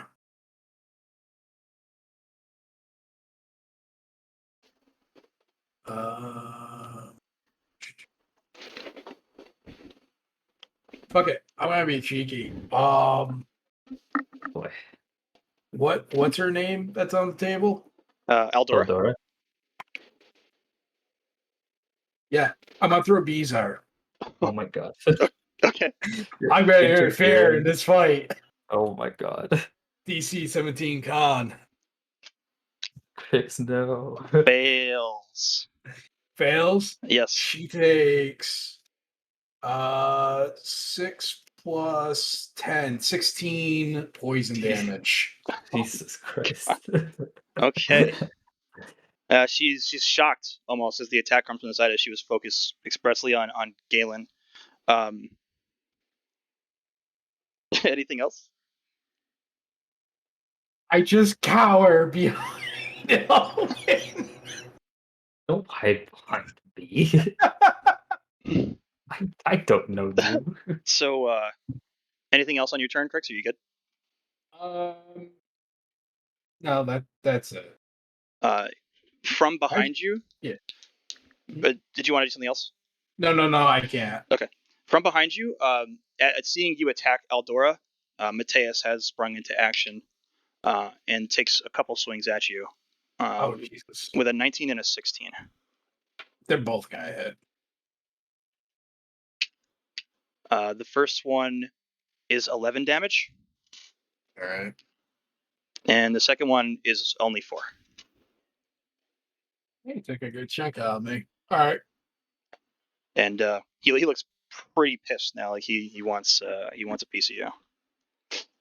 Farfarin on the outside. Yeah, I don't really know what the fuck I'm doing over here. I need to go back into that room ASAP. Okay. And I guess I'll notice right away that Mateus isn't where he was prior, right? Yeah, he's literally as you walk in, you watch him just finish his attack on Crix. Okay, so I turned the door. I turned like the what do you call it? Turn the corner into the room, and I see him walking towards Crix, or attacking Crix rather. Yeah, he just finished his attack. Can I reach him like with melee? But do I have enough movement? Yeah, that wall of fire is like protecting you from opportunity attacks on your other side, so you can move up to him and engage. Okay. I'm gonna go ahead and booming blade sneak. Okay.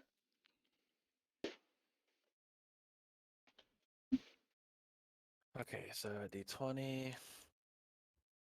That's a 10 plus 10 is 20. Okay. So without anything else, you move up and you engage Mateus, who's already been pretty badly wounded, and you finish him off. Okay. No. Do I have any more movement available to me? No. Okay, I But, use my bonus action to dodge. okay. As Mateus falls to the ground, you hear Aldora shout, "No!" And Again. yeah, she's just recovering from the damage that she took as well from Crix. She's pretty distracted. Elwyn.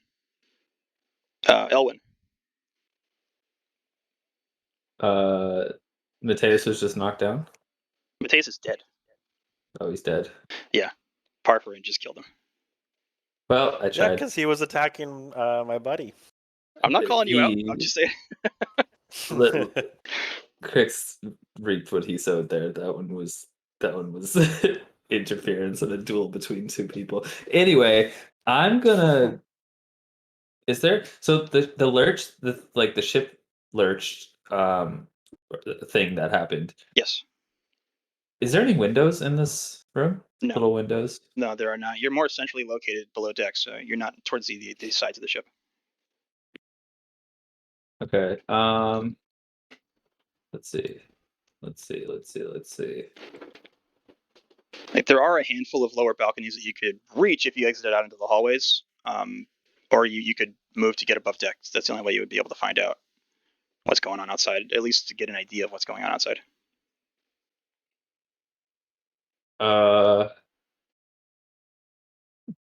Hmm. You said there are lower balconies? Yeah, there's a couple lower balconies. It would take you a minute to get to them, and you don't really know what the situation is in the rest of the ship. You know, there could be fighting widespread at this point, but you know the location of a couple of the lower balconies that you could reach. That they wouldn't really give you that much of a view, just along one side or the other of the ship, and of what's happening outside. If I wanted to check the side that we got hit on, would I be able to get there in a minute?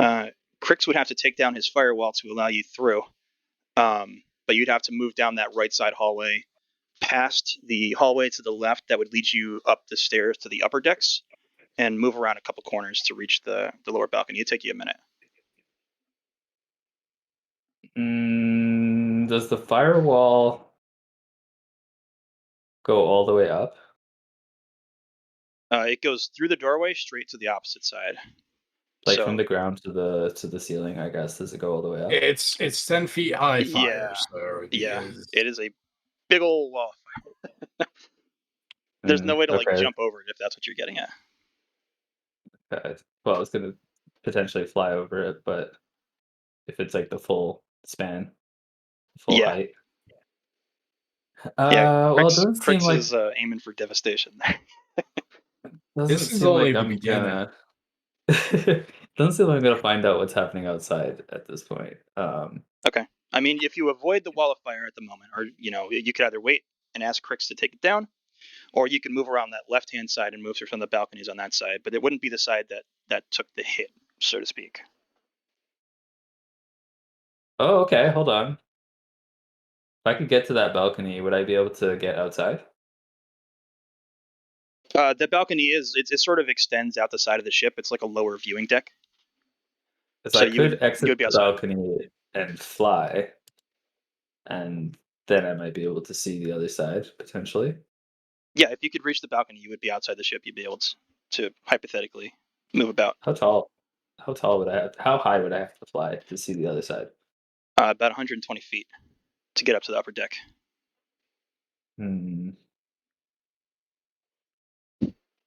So that would take how many turns? Too many turns. I have a flying speed of 30 feet, so that would be a lot. Yeah. But I mean, Okay. hypothetically, you disengage, unless you don't know how widespread the combat is. So if you were able to get out of a combat situation, it wouldn't really be a turn situation. I'd still be rolling some things that are happening around the ship in those moments. But I have to make a concentration check, by the way. don't worry about it for now. Yeah.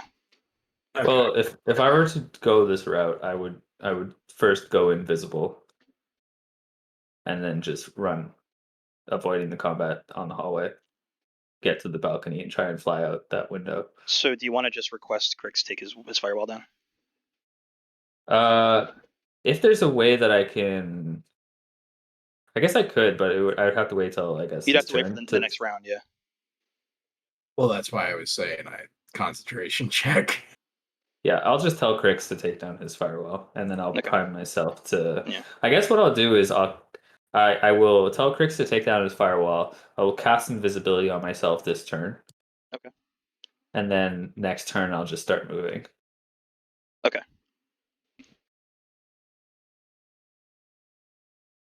Crix, do you acknowledge him as he shouts? You can't do it right now, but if you can respond. Yeah, I give a nod. Okay. So And I tell Farfarin that I'm gonna go check the situation outside. Okay. I will. Well, I'm inside the room right now, but I acknowledge that, and I say I'm going to do the same. So Galen Desmond takes his opportunity of distraction on Aldora to make a couple attacks at advantage. She is able to barely deflect the first one as she returns her gaze to him, but the second one strikes her in the chest as well. Looks like she's taken some pretty significant damage now. Like she's barely holding her own. With that, she does retaliate again. And she uses an action to take an extra attack as well. She takes 4 full attacks. Galen actually deflects 3 of them and only takes damage from 1. He's good. And the melee continues on the outside. You guys are relatively unaffected at the moment, having taken out everybody that was sort of focused on you. The rest of the combatants seem focused on each other, but again, the mutineers are very much winning the fight in your vicinity. Crix.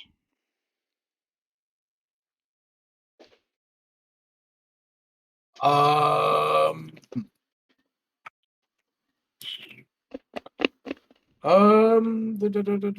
many people seem to be still fighting in this room, like sidewise? Nothing on your side, about 2 dozen on the opposite side of the room. Well, I meant like as far as like in combat with one another. Does it seem like one side's obviously winning over the other? Oh, the mutineers are absolutely have the advantage in the battle right now. All right. At least within with the room that you're inside. And there's who's the closest threat to me? That's against the mutineers. Technically Aldora, but she's kind of locked in combat. So the nearest would be either outside the room or on the opposite side of the room. So you could technically or bees. Head Aldora. Yeah. Okay. 17 DC. She fails with a 1. Oh my god. She takes 11 plus 9, 20 poison. Yeah, Jesus. so with that, she takes the hit severely, and she falls down to her knees, makes eye contact with you, almost in sadness as she falls and dies. Galen laughs, looks to you and says, "That's finally, we can move on." And he hops off the table and moves for the door. Take down your firewall. Yep, I'll drop the firewall as well. Okay. Anything else? No, not really. Crix. Just for remote's sake, he kind of has like a slight saddened look, but just kind of drops it very quickly. Okay. Everybody make a dexterity saving throw. Again. All right. Yep. Dex. 14 this time. 19. 21. Okay. So there's another lurch, this time from the opposite side of the ship, from the port side. Moves to throw you all off your feet. Galen manages to stay afoot. Most of the guys on the opposite side of the room go down pretty hard. You manage to sort of brace yourselves. You stumble into the table. You're able to use the table and some of the chairs to maintain your balance. As the ship takes another pretty mighty lurch from the opposite side this time. Elwyn. I'm invisible as per my last turn. Yep. So I'm gonna head out the room now that the firewall's down. I'm gonna run to the balcony, the first balcony I can find, while avoiding anybody in the way. Okay. Wait, I thought I was after Crix. No? Oh, I'm sorry. I skipped right over you. Okay, yeah. so we'll hold on that. We know what you want to do, Elwyn. So yeah, far from Yeah. Yeah, I'd do the same thing. Well, invisibility? Do you have invisibility? Oh, come on, not actually the same thing. Okay, I'm just just gonna go towards the outside. Okay. So again, moving out into the hallway, we'll push you both on the same action at this point. If you've disengaged from combat, Yep. There's a lot of fighting going on out there. And I mean, with the situation, Crix, if you want to join them, you can. Yeah, I'm gonna try to follow them as they're leaving. Okay. You can't see Elwyn, but Farfarin is moved in the back, and Going you guys up the stairs now, right? you're moving around the right hand side, away from the staircase, towards the lower balcony, is what Elwyn had directed you to. Oh, okay. But you guys can go the other way if you want. I'm going to the balcony because I can fly. I mean, I can climb up the side of the boat, but maybe the stairs would be easier. Got Yeah, it. I think we should. I think you and I should take the stairs, Crix. Okay, so give you an idea, help you make your decision. That right side of the ship, towards the lower balcony, seems pretty devoid of combat or individuals as well. You have to sort of make your way around and dodge a couple of the bouts that are happening outside the conference room. Galen himself sort of just pushed through, made a couple attacks at some of the other defenders as well on his way out, and then moved down the hallway towards the staircase up. And he's sort of making his way, which you can assume is towards the captain's chambers. As he does, a few of what you can assume are the mutinous pirates and crew members have broken off of their engagements and moved with him as well. But there's a lot of combat in that hallway.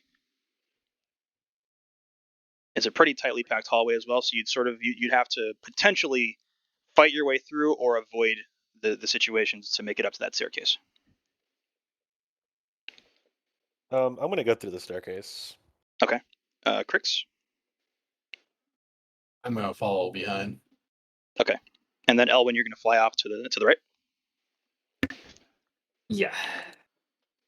Okay. So I'm headed to the first balcony I can find. Gotcha. Okay, so we'll get to you in a sec. Crix and Felfarin, I want you both to make. You can either do athletics or dexterity, or not dexterity, athletics or acrobatics. Sorry. And roll twice.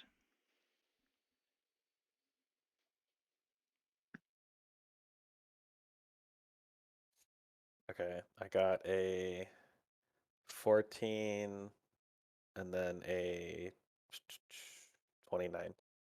9 and a 4. 9 and a 4. Okay, so as you rush through, the combat is intense on all sides of this room. Galen is pushing forcefully ahead of you guys, making his way towards where he knows the staircase to be to move up.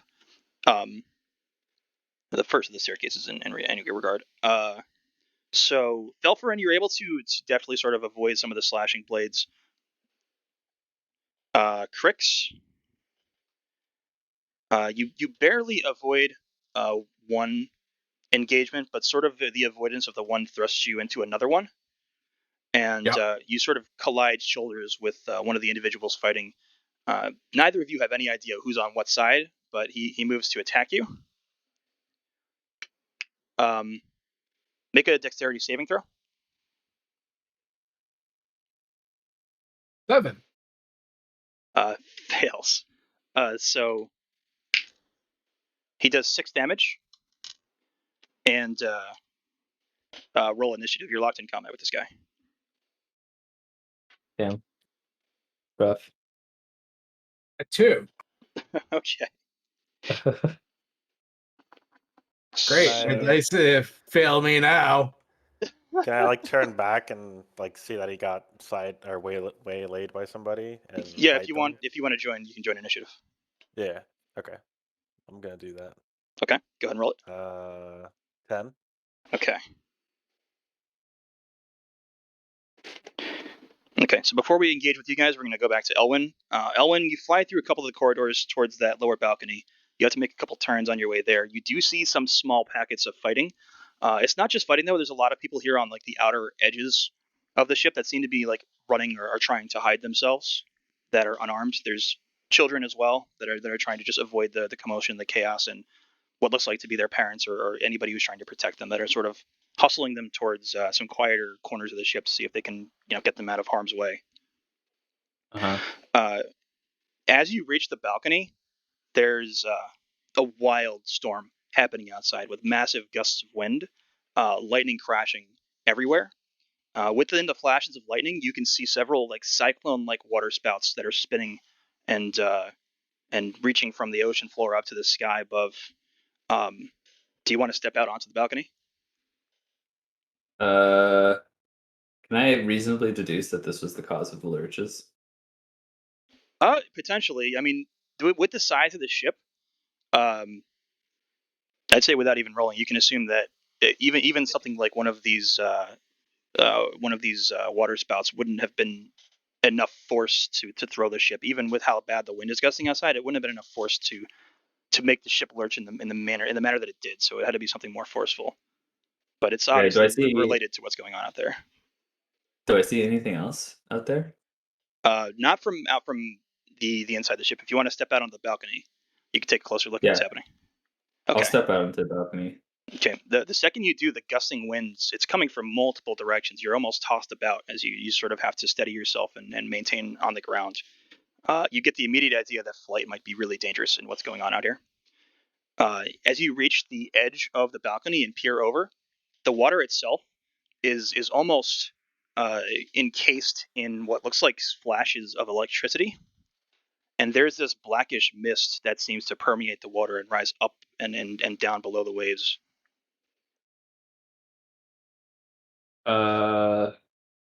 Interesting. So there's something in the water? It seems to be, as far as the eye can see, amidst the black of this storm and the darkness. Really, the only time you can make anything out is during the flashes of lightning. As you're sort of peering at it, you hear shouting and commotion from above. Two individuals sort of crash through the railings above deck, far, far above you, and go falling and crashing down into the water. Immediately, it seems like they almost hit solid ground when they contact the water itself. They sink below slowly for a moment before their unconscious, possibly dead forms are slowly thrust up out of the water and back up towards the sky. They disappear into the blackness of the clouds above. Interesting. If it helps, also, I have Devil's Sight, which lets me see normally in darkness, magical and non-magical, to a distance of 120 feet. Okay. Yeah, it So- does help you. Even that is a little bit impaired by what's going on out here. So even you have some difficulty seeing, which leads you to believe that there's some great power that is at work here. Okay, so basically what I've deduced from this situation is that there's something supernatural happening around the ship currently. At least, yeah. If you want, you can roll something. You want to roll, make a roll to try and figure out what you're looking at. Yeah, maybe start with investigation. Okay. Just to see if I can like try and put pieces together about what I'm seeing. That's a 21. Okay. So just trying to put your mind to the task, you glance around in the darkness. You do see, you are towards the back of the ship right now. You see at a distance behind your ship what looks to be at least one and possibly a second Akrasi war vessel that was likely tailing your ship or was very close behind. One of them you can barely make it out because it looks like it's slowly sinking underneath the water, and the other one is aflame at the moment in the back. Still a good distance behind the Theros. Interesting. Aside from that, the storm is absolutely unnatural. The amount of wind, the direction, the changing direction of the wind, and the force of these water spouts, and the number of them, the sheer number of them, and the distance that they go off, that you can see, is very unnatural. Does it seem like the storm is localized on us directly, or does it just seem like it's widespread? Impossible to tell, really, from where you are. Do the water spouts sort of go off into the distance, or is there only like water spouts around us? As far as you can see, there's a large number of them that go off into the distance. Okay. So what I'm gathering is there's two ships that are behind us at a distance. At least that you can They've see. they've both been taken down. On some level. And there's a crazy supernatural storm around us at the moment. Yeah, supernatural might be a reach, but yes, you're not sure exactly what's causing the storm. Yeah, uncommon storm. absolutely. What else can I roll? I guess I can't fly at the moment. What's that? I said I guess I can't fly at the moment. You can attempt it, but with the gusting wind and the force of the lightning that's happening out there, it's going to be pretty dangerous. Okay. The two people who fell overboard, Mhm. they hit the surface of the water and it seemed solid. Yeah, the way they hit the surface made it seem like they hit solid ground, and then a moment later they slowly sunk beneath before they were sort of spit back out towards the sky, and they just floated up, unconscious or dead, you couldn't tell, into the clouds above and disappeared. Can I do like a Arcana or history to see if I know anything about that? If that's like a phenomenon that I've heard of before or something. Yeah, I'd say pick one or the other. I'll do Arcana because I'm proficient. Okay. That's going to be 18 plus 6, 25. No, 24. Okay. What you're looking at, which is would maybe obvious at this point, is almost absolutely the work of the gods. And considering the stormy nature of it, you can assume is the work of Keranos himself. Well, that's not good. Don't like that. I think I've seen enough out here, so I'm gonna fly back and try and catch up with my friends. Okay. So we'll put you there, and we'll have you moving your way back. Felfer, and you're going to be the first one to engage. There's only one individual that's sort of turned to engage. There are 3 others fighting. 2 of them against one more on the left side of the hallway. You are on the opposite side of this guy, so you're like at his back, and he's facing Crix. Have any of them besides this one I'm facing currently taken notice of Crix? Or just this one guy? Just this one that Crix sort of collided with. Okay, I'm going to dispatch this fool.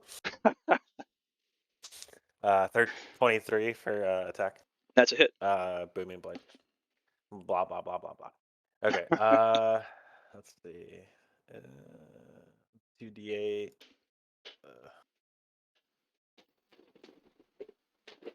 That's 6. Wow, that's terrible. And then another 1d8. Or yeah, 6 for that. Plus 6 is 12. Okay. And then 5d6 sneak.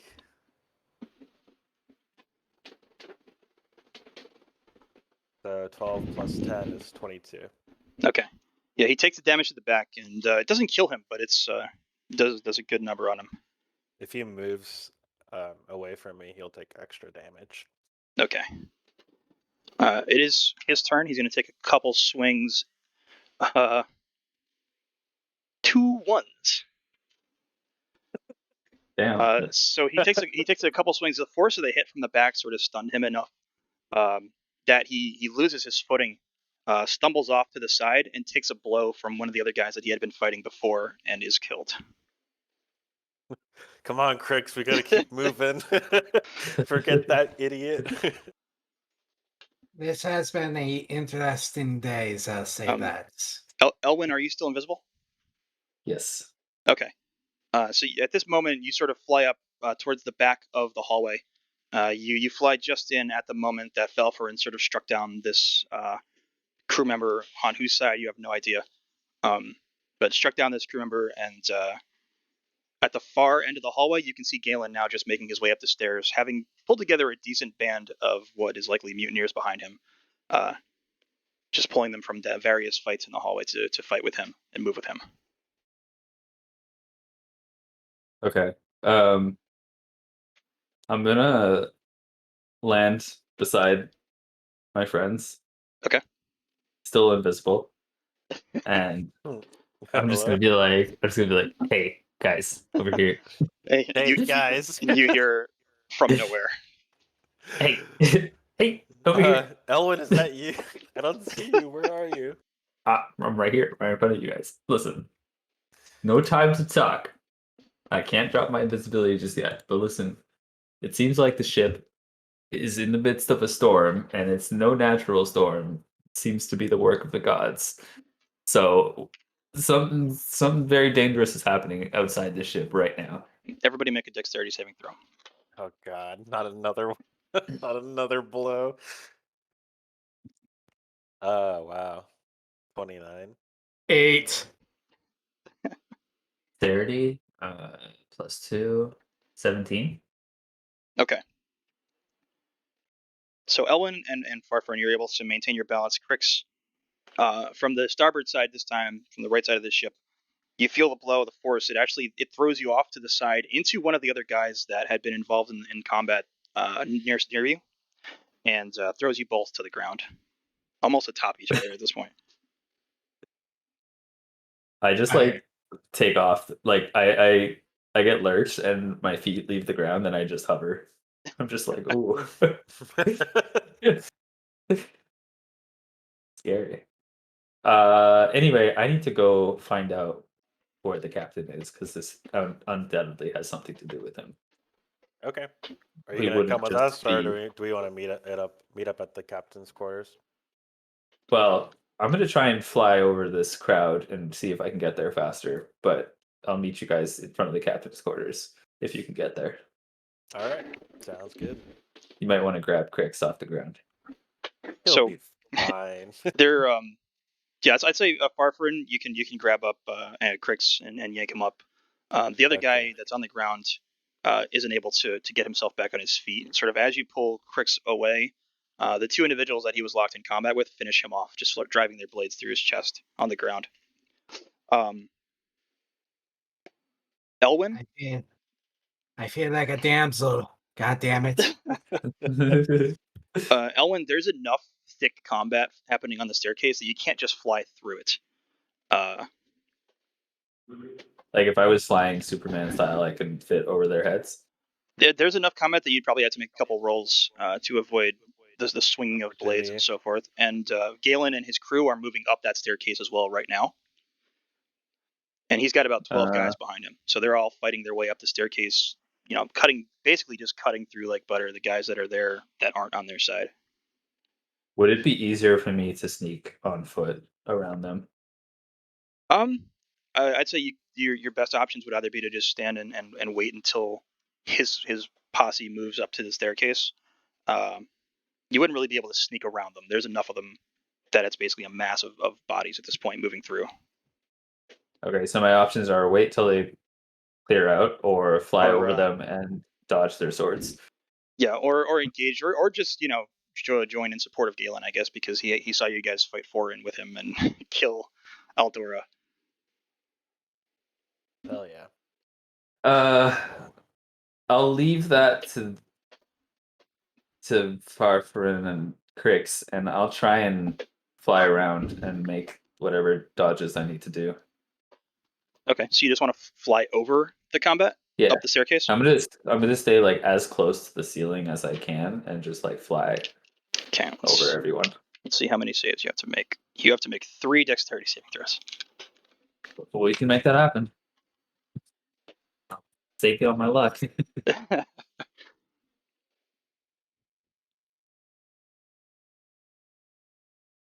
long as they're not like 20 DC.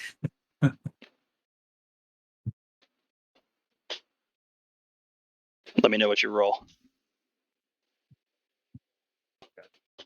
Well, the first one went off my table. Did you say the first Okay. one was a 2? No, it went right off my table. Oh. I re-rolled it. So the first one is going to be a 16 plus 2. Okay. 18. Second one is a 14 plus 2, so 16. And the last one is a 19 plus 2, 21. Okay.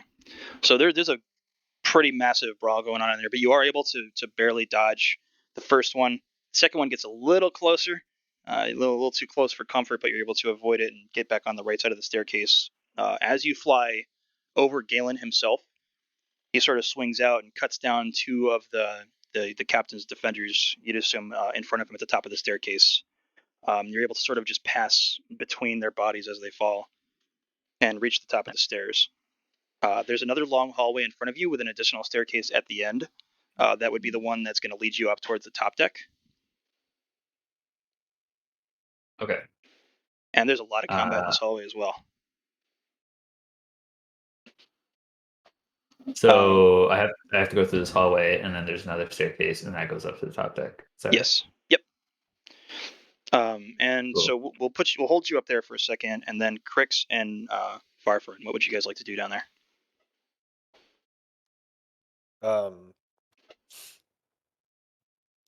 Where's Galen in relation to us right now? You said he's just kind of At barging ahead. the very top of that staircase. Yeah, he just cut a couple guys down. Okay, I think we should follow in his wake, and because he's making his way to the captain's chamber as well. So, Okay, so you just want to move with that unit, basically. Yeah, exactly. They seem to be bulldozing a nice path. They absolutely are. Yeah.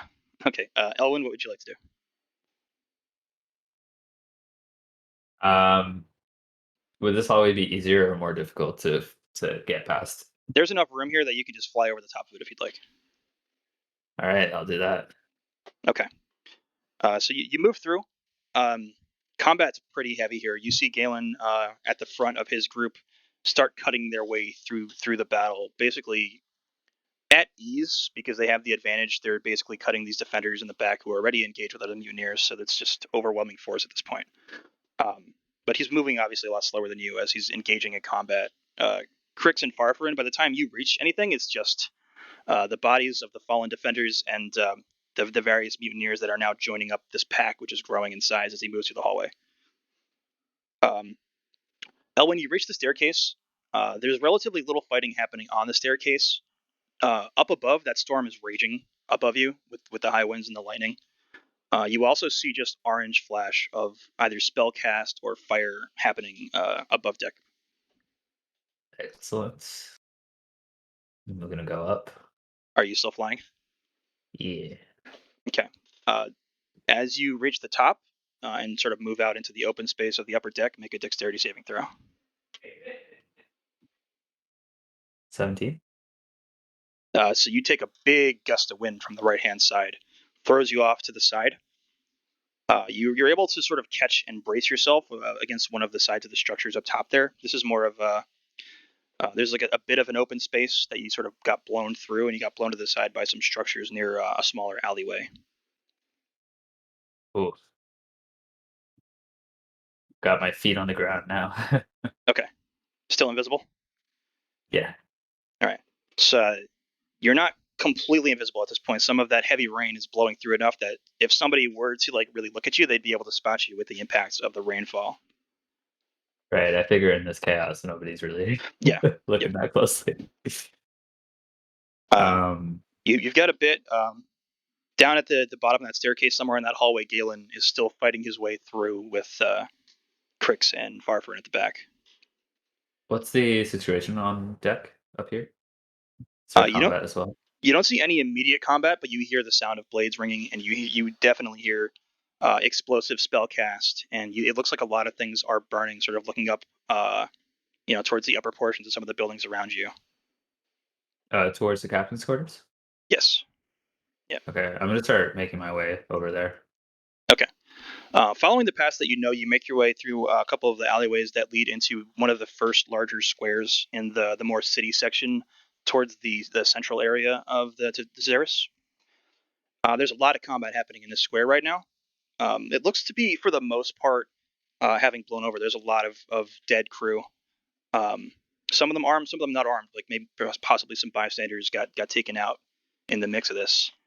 But there are still a couple pockets. There's spellcasters up in the windows on the right-hand side that are lobbing spells down into the square at various other individuals who are still fighting and avoiding and deflecting. You don't really know who's on what side at this point. They seem to know each other pretty well, but you can't, at this point, make out any faces specifically to tell you, okay, this person is obviously, a mutineer, obviously on the captain's side. Gotcha. But the square is open enough of combat that you can pretty safely move through without dealing with anything. Okay, cool. I'm not gonna stop myself for any of the fights. I'm just making my way over. Just running full speed. Yeah. Okay. So this running through as you reach towards the captain's area. Again, it's mostly there's little pockets of fighting happening, but it seems like a lot of the fighting has died down in this area. But the closer you get towards the captain's chambers, the louder the sound of battle gets. So you can assume most of the fighting is happening there. You push through a second square that's very quiet. There's some pockets of fighting, but it looks like mostly armed individuals running in the same direction that you are towards that captain's area. With you running on more of the right-hand side of the square, and this pack of individuals, on whatever side they are, moving on the left side towards another alleyway that would lead towards that captain's area. As you break through into the open square in front of the captain's chambers, you notice that dome. The first thing you notice, because of the color of it, it's usually just orange and black miasma. It has turned purple. Hovering out of a hole in the glass above that dome is a cloaked figure. He has his arms spread, and he seems to be channeling the purple and black miasmic energy from outside of the captain's chambers into his fingertips. You see standing in front of him what looks to be the form of the captain himself, armed with a blade and a shield, full armored, facing off into the darkness in front of the ship. You can't see exactly what he's facing off with. On the ground in front of the captain's chambers is an absolute battle. You definitely see the signs that the battle has been going for a while. There's bodies everywhere. There's people stepping over the bodies of, their fallen and trying to break through this line of defense that's standing in front of the captain's doorway, and who is obviously groups of mutineers starting to push their way in. The defenders are barely holding on at this point. Okay, so there's a whole brawl happening in the courtyard. Yep. The captain and his first mate are Just facing off into the darkness. the captain himself is in front of what the quote unquote you can assume is the new first mate, Right. who's hovering above and channeling that energy. Okay. The captain's a bit of a ways in front of him, just staring off into the darkness in front of the ship. Okay, and the storm is obviously still raging on around us. Yes. Do I see any more ships on the distance? Not from where you are. You're sort of centrally located. You'd have to move your way towards the one or the other side of the ship to scope things out. Do I see Galen catching up? Looking behind you, you can see at a distance in the back of that second square that you had moved through, Galen and his pack, which has grown considerably, moving up. And as you sort of look back towards the square on the left-hand side, there's another group of individuals that are moving in to join the fight as well. Okay, and so if I wanted to look for other ships, where would I have to move to? Off towards either the right or the left-hand side.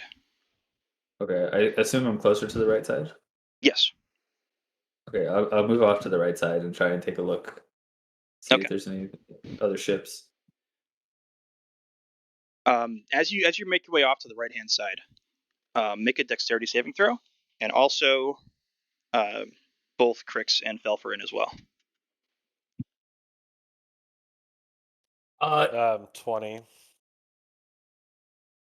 17. Non-natural 20.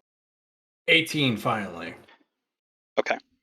So there's first, Elwyn, you see this massive wave rise up from the water, and as it sort of builds and grows above you, it takes the form of both an arm and a fist, and slams down into the deck off to the left-hand side of you. You get doused with water as this fist sort of strikes and dissipates, but you're able to maintain your footing even though you slide a bit of a ways, kind of having to put your hand on the deck to brace yourself to keep from falling. You don't see that every day. Farfarin and Crix, you guys sort of witness this this fist slamming into the deck of the ship right as you pour with Galen's group into the square leading up to the captain's chambers, seeing the same things that I had just described to Spy. Okay. Gotcha. Galen immediately rushes in to sort of engage the line of defenders, and that group from the left-hand side is rushing forth to see. It seems like to intercept Galen's group. Presumably, they're trying to defend the captain at this point.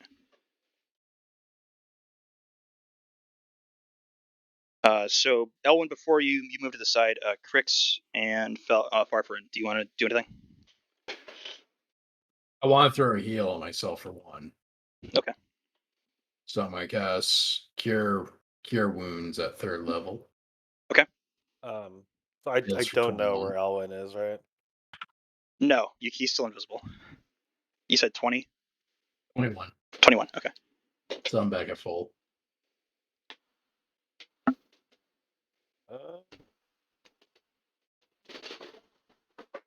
Okay. I think I want to move up with Galen. Okay. Towards where the captain's quarters is. You want to join that fight? Yes. Okay. So I'll give you one initial action, and then I'm going to have you roll initiative as well. Crix, do you want to join Farfarin, or do you want to do something else? Can I see the first mate from where I am? Yeah, you can see this cloaked figure sort of pulling that energy out from that purple-black energy. I'm gonna make an Arcana to see if I understand it. Go ahead. 14. I can't quite tell exactly what it is. It's some sort of dark magic for sure. Looks to be of ill intent, regardless. Probably because I'm too far away to really make it, or Yeah, with that roll and the distance and the situation that's going on, yeah, it's not quite enough. That's basically all you can pull out of it.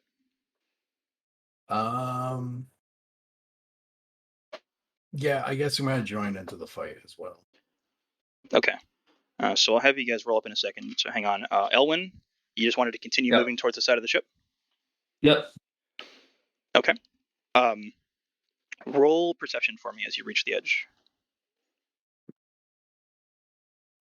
Perception is... That's going to be a 19. Okay.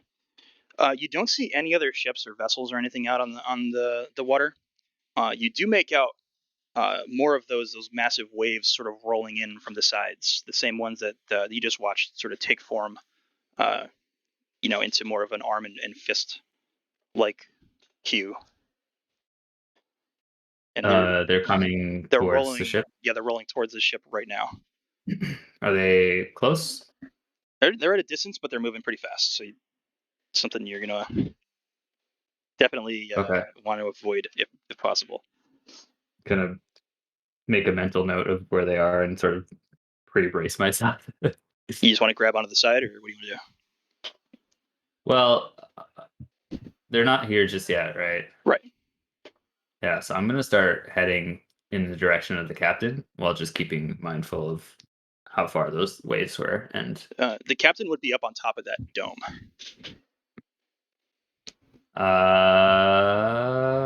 You've got that first mate between you and him. Actually, I'm gonna head back towards Galen. I'm gonna drop my invisibility as well. Okay. With intention to join the fight, or? With intention to speak with Galen. Okay. Okay. So that's fine. Tell him what's going on. I'll drop my invisibility once I get closer to him. Okay. So what I want you to do, Elwyn, is roll athletics for me very quickly to determine how fast you can get away from this thing before it reaches, and also I want the other two of you, Crix and Farfarin, to both roll initiative, and I'm gonna allow you to take one action against this line of defenders before you take your first turns. Roll a 19 14. for athletics. 11 for initiative. 11. Okay. And go ahead and what would you guys like to do? Can I get off like an early sneak on one of the attackers, or is that No, just you won't be able to pull a combat? sneak there. You'd be face to face with them, so you wouldn't be able to pull a sneak. All right. Hmm.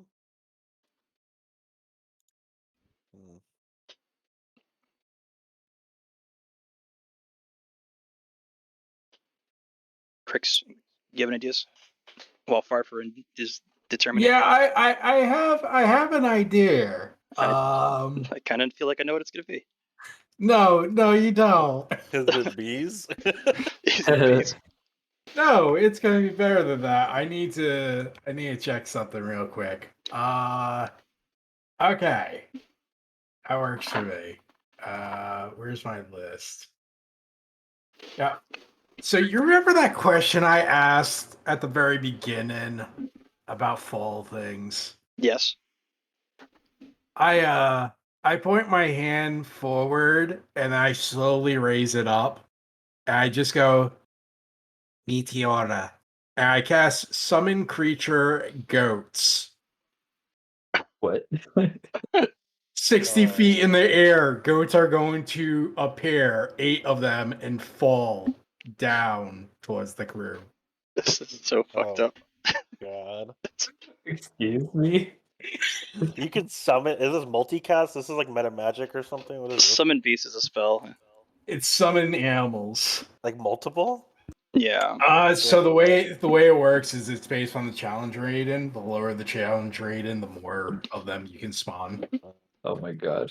So it's 8 of them, and depending on how you do it, I normally do it as it's just one straight up attack, but because there's so many things, it's 66 because they're falling from 60 feet. Are they just like, are you just bombing them with goats? Is that He's what's bombing happening? them with goats. Yes. That's what's happening. That You is got- the craziest thing I've ever Take witnessed. into account the storm, the situation right now. It's just Yes. So everything about this. with this is what I'm going to say to you. With the high winds, the gusting winds, and the nature of the storm and the rocking of the ship at the moment, you're not really going to dictate exactly where these things fall. That's so fine. I'm gonna roll out. I'm chaotic, so it's Yeah. whatever. Just But goats from the sky. The best thing about the spell too is because they have such low hit points. When they hit the ground or They die. hit anything, Yeah, they're dead. they automatically die. They blow up. Yep. They're literally bombs. That's Yeah, just go bombs. insane. Okay. So let me map this out really quick.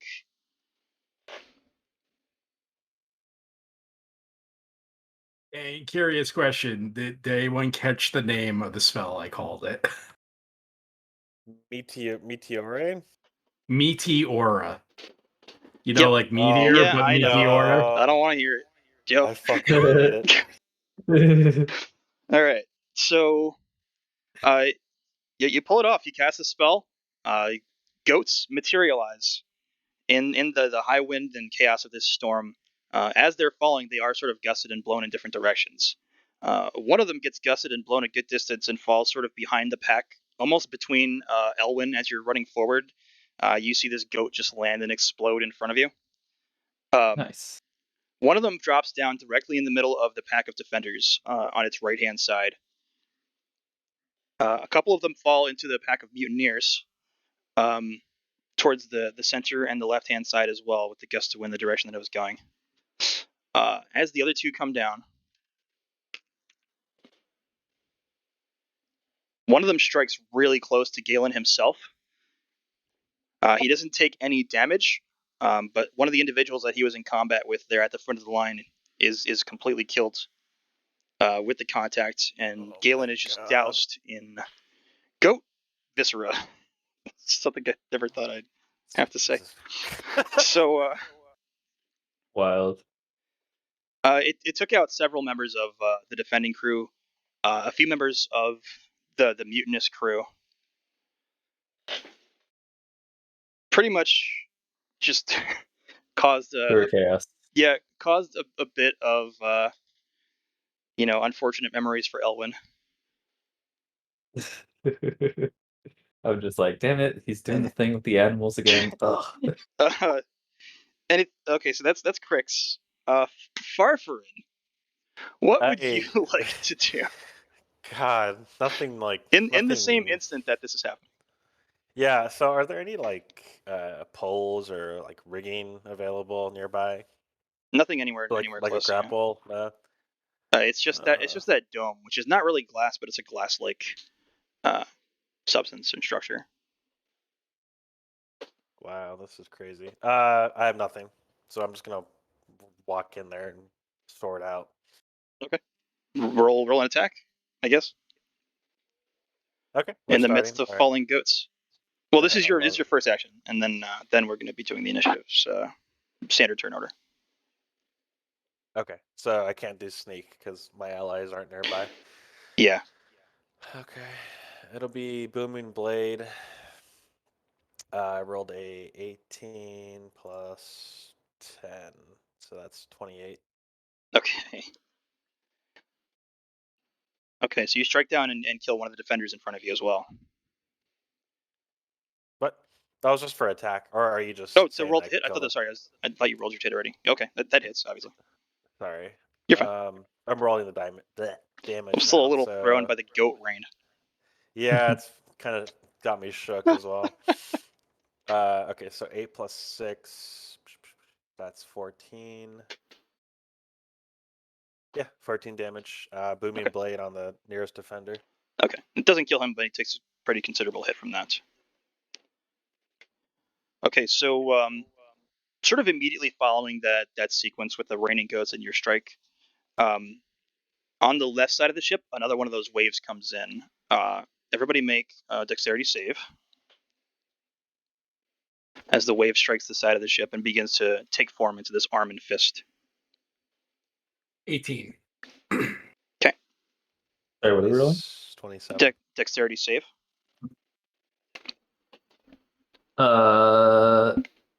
14?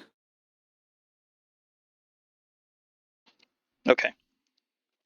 And the force of it, Elwyn, you're knocked to the ground, basically running forward as this strike takes place. Shortly after you're sort of knocked off your feet, um, the fist strikes into the decking, almost in the middle of that group of defenders that was rushing forward to join the fight. They're sort of just thrown into chaos. Their group. Some of them managed to like get out in front of it and are joining the battle, sort of on the opposite side of you guys on that left side of the doorway. But the bulk of their group sort of got knocked. Either you can't tell if they were killed or not, but they definitely took some damage. Some of the guys towards the back of it as well, on the opposite side of the fist striking, got knocked over and knocked backwards. Elwyn, you can sort of reach the fray before the first turn if you wanted to try and communicate? Once I'm close enough to Galen, I'm going to drop my invisibility and sort of yell at him and be like, Galen, it seems like this ship itself is under attack by Keranos himself. Something's going on with that first mate floating up there and the captain. I don't know what the situation is exactly, but the ship is not going to survive. Galen sort of disengages just for a moment, lets a couple of his fellow mutineers take his place in the fight, turns to you, says, we have to take out the captain, we have to take out that figure up top, his first mate, we have to take them down both. If we can reason with the god, we might be able to make it out of this. I agree, we need to get up there. Galen, he looks to you, he looks up, and he puts his greatsword and sheathes it behind him and pulls two blades from the belt at his side, and sort of shouts, "Follow me!" Rushes forward and then dives up the dome and begins to jab those blades into the glass and sort of slowly, arm by arm, climb his way up the side of that dome. What a Chad. Are you going to follow, Elwin? I have a question. Mhm. If I wanted to try and fly up there, while taking into account the heavy winds and sort of using, I guess, acrobatics in a sense to try and get up there with the wind. Yeah, it'd be athletics at that point because you'd be, forcing your way. Well, I guess I'm more so trying to see if I can ride the wind rather than. There's really no way to tell which way the gusts are going to come from with the chaos of it. I wouldn't say there's any real way to ride it. If you wanted to fly, you'd really just have to try and check yourself against the wind and force your way through it. And there's no telling the force of the gusts or which direction they're going to come from, so it would be tough. You've also got the danger of lightning, and the higher you get, the higher that danger becomes. Okay, so Galen's rushing up to the captain, or is he rushing up to the figure? I guess he has to go through the guy He's got to go. first. Yeah, he's probably got to go first. You're not really sure what his intentions are, but he wants them both down. Basically, is what he signaled to you. Is there any way to get up there that would make sense? You can try the same thing that Galen's doing, or if you have any other ideas. Would that be more difficult than trying to fly against the wind? It'd be less dangerous, I'd say. Maybe the same amount of difficulty, but you don't have the danger, the same danger of the lightning that you would if you were up in the air.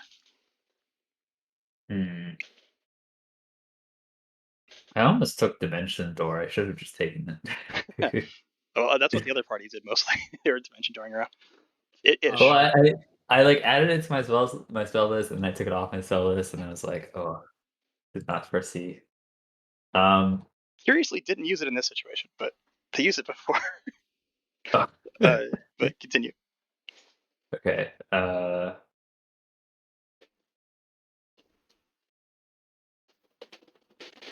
How far is Galen? Did he already get away from me? He's just slowly sort of pulling himself up. He's not moving at a great pace, but he's forcing his way up through sheer strength.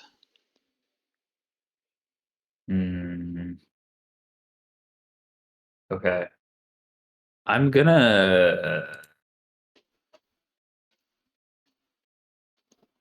This is interesting. I don't know what a good way to get up there would be. Do you two have any transit spells? Oh, they're locked in combat, so they're engaged right now. Yeah. Okay, well, I guess what I'll try and do is I will try and like launch myself with my flight at the dome that Galen is trying to climb. Okay. In an attempt with my daggers out. Sort of get as high as you can. To like get as high as I can, get knocked into it if I can, and sort of sink my daggers in it and climb from there. Okay. Roll athletics, definitely, to push yourself up as high as you can. Okay. That's a 19. Okay.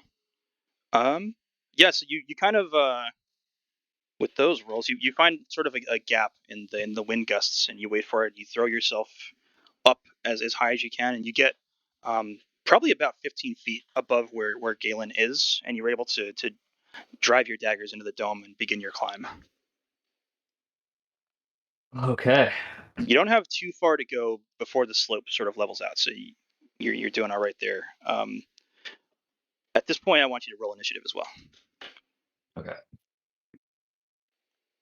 Initiative 17 plus 2. 19. Okay, so we have 19 on Elwin, and Crix was a 14. And 11 for Farfarin. And Galen. Okay.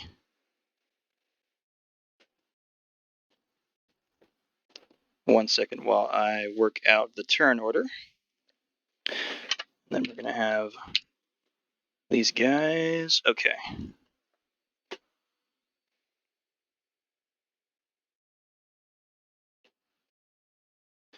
Okay. So Elwin,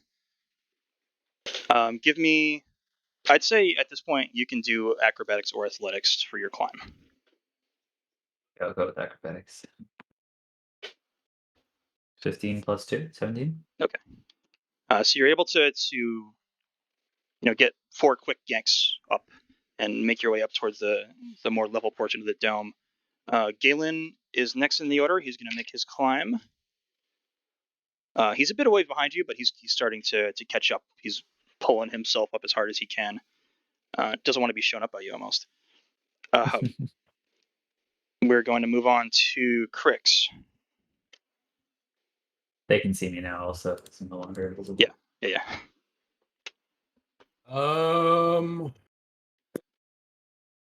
You definitely see Galen and Elwin sort of, start yanking their way up that dome. You're currently locked between mutineers and defenders in that door area. Yeah. How big is this dome? Out of curiosity. It's massive. It's massive. Just Okay. Based on the picture that I had sent you earlier, if you want to take a look at it. I don't see one per dome. Guys, scroll up. Yeah, I can link it again. Is it the ship itself?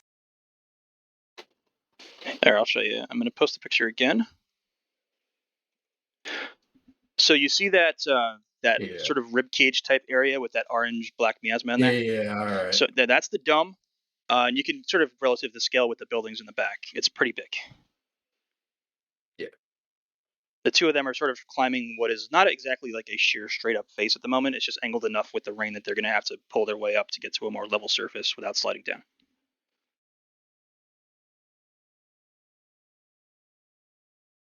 And we're stuck in a doorway trying to get out, right? Well, you're trying to get into the captain's chambers from below is basically what the mutineers are trying to do anyway. They're trying to burst their way through the door to get into those chambers. I see. I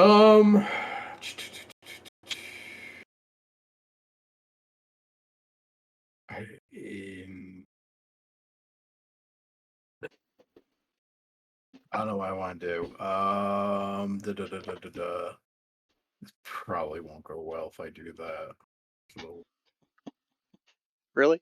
What, more goats?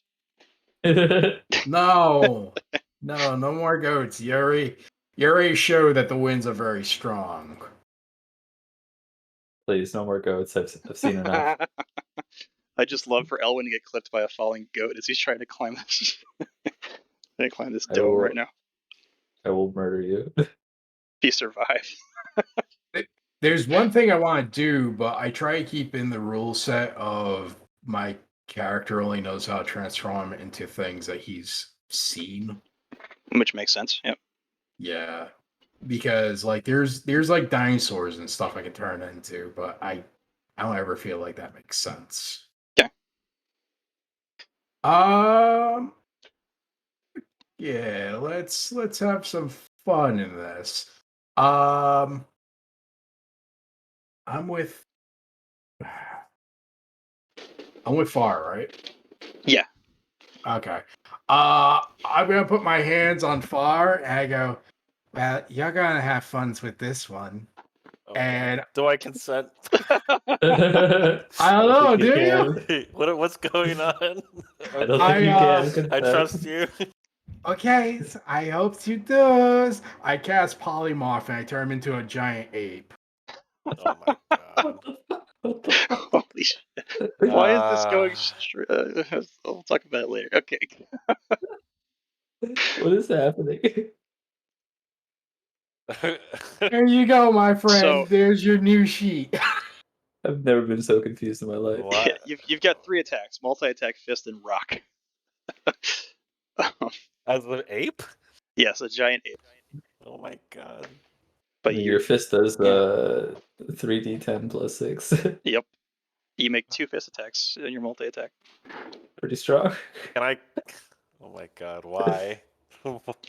Hey, you have a 40-foot climbing speed, so you could probably climb Yeah. You up have that dome. you have 157 hit points too. Literally just fucking turn him into King Kong climbing the tower.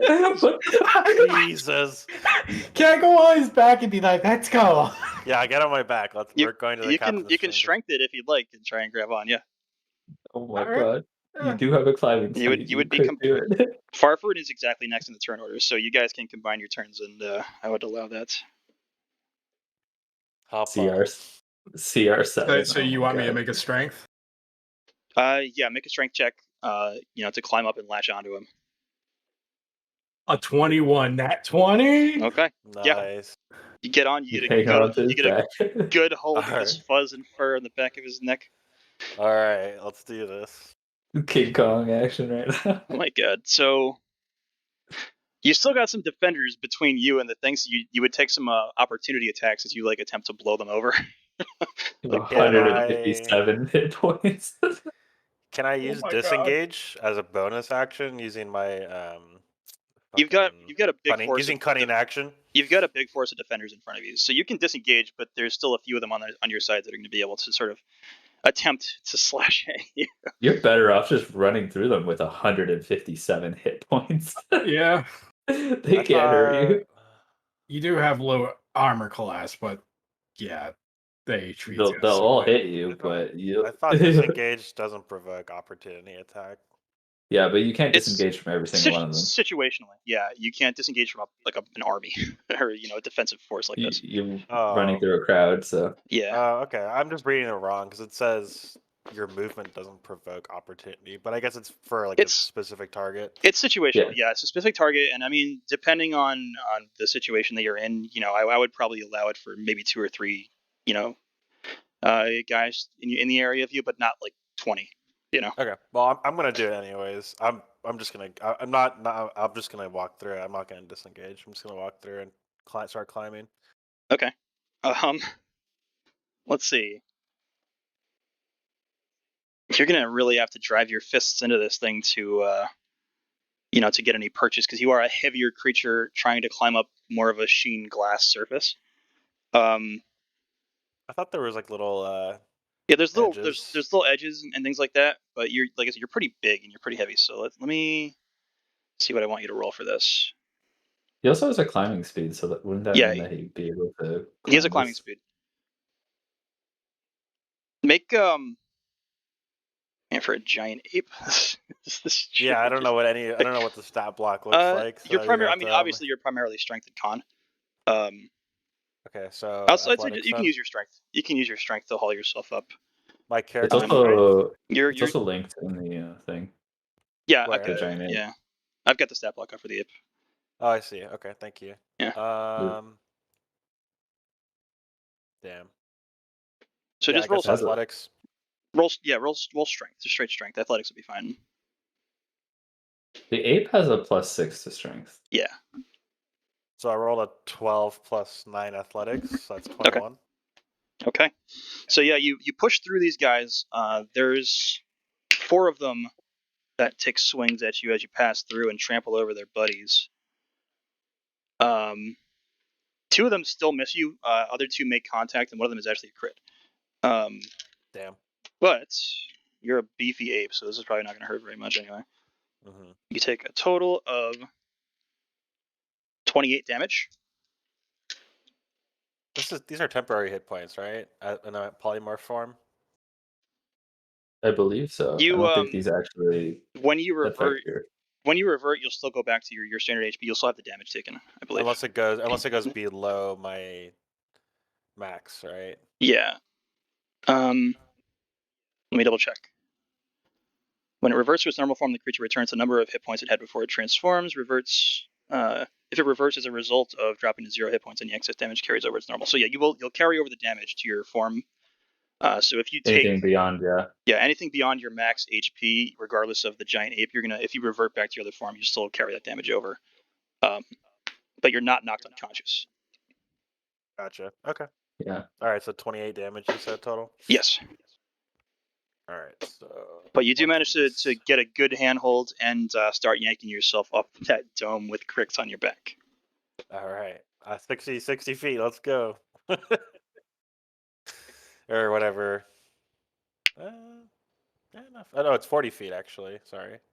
So as we round the turns here, um, the cloaked figure atop, the quote unquote first mate, uh, he's casting that dark purple miasmic energy from his fingers. He finishes whatever he was working on, and it starts to travel outside of his fingertips as he splays his hands and fingers wide, and moves below, travels underneath and behind the Tizeris, and you feel the ship almost lurch out of the water. Um, I'm going to start with Elwin. I want you to make your checks for me. Make 2 of them to pull yourself up. Okay. Two rolls. Yes, All right. First assuming one is going you're to still trying to do the be. same thing. I'm still trying to climb. Yeah. Yep. The first one's going to be a 14. Okay. And the second one's going to be an 18. Okay. So you get a good ways up. At this point, you can sort of drag yourself to your feet and maintain purchase enough that you don't have to climb anymore.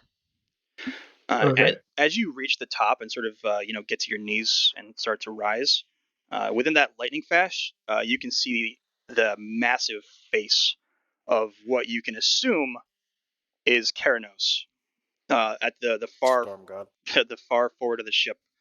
Uh, Captain Savas has begun to charge towards that face. You sort of see it crackling with not exactly lightning, but almost static energy around the eyes and mouth and features. But the face itself appears as like a wall of water. You feel the lurch of the vessel as well as it starts to pick itself up off the surface of the sea and rise with whatever spell that first mate is starting to cast. I'm looking at this situation from where I stand, and I'm just like, holy fuck. Where's the captain? The captain is rushing forward towards that face. Like off the ship?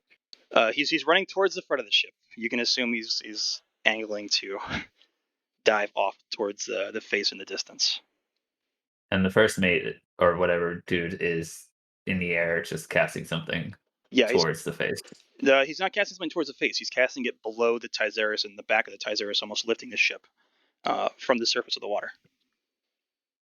Huh. So the ship is starting to like float almost? It's starting to rise. Yeah, you felt the lurch as it was sort of dragged up, and it's slowly starting to rise. Do I have any sense what he's casting? You can roll Arcana.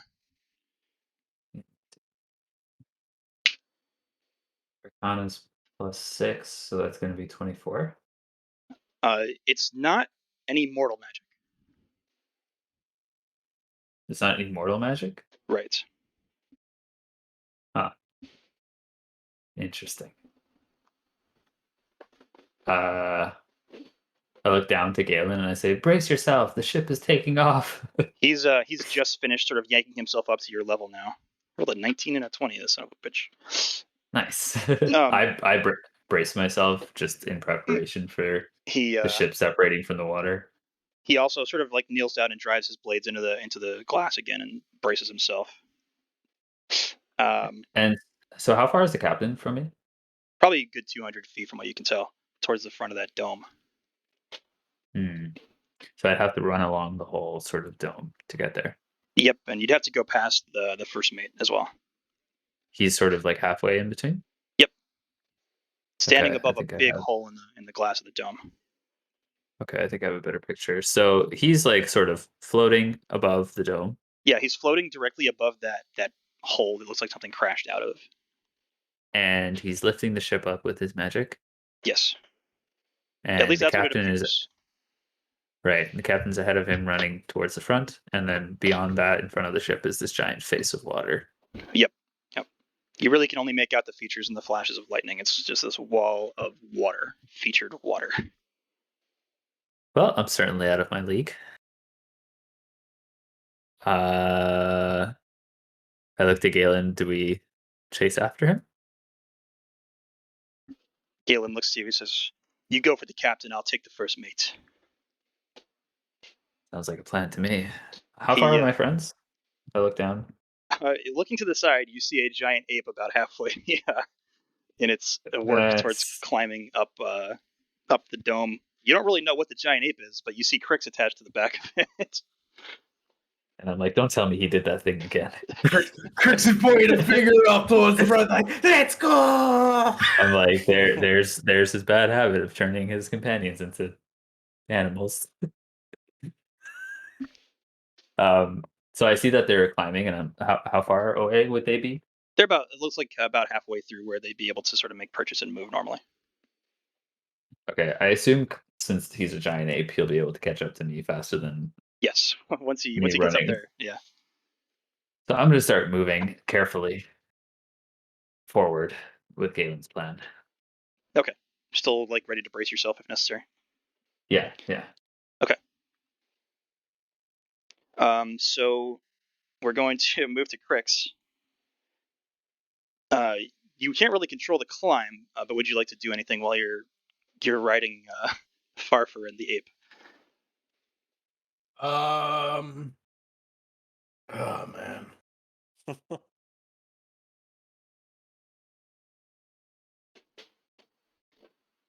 At the moment, no. How bad's the wind right now? Pretty Blowing? gusty. Pretty gusty. With your last strength check, I'm going to say you can still maintain your hold from where you're at now without making any additional checks right now. But the wind is increasing in intensity pretty slowly. But also you're dealing with now the lurching of your ship as it rises up out of the water. Right. So you need me to make a strength check too? No, not yet. With your last one, I'd say you can still hold on to this turn. But depending on how the climb goes, you might have to make another one. Right. Da-da-da-da-da-da.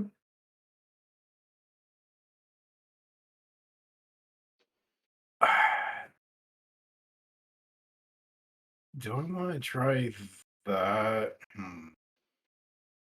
What you got?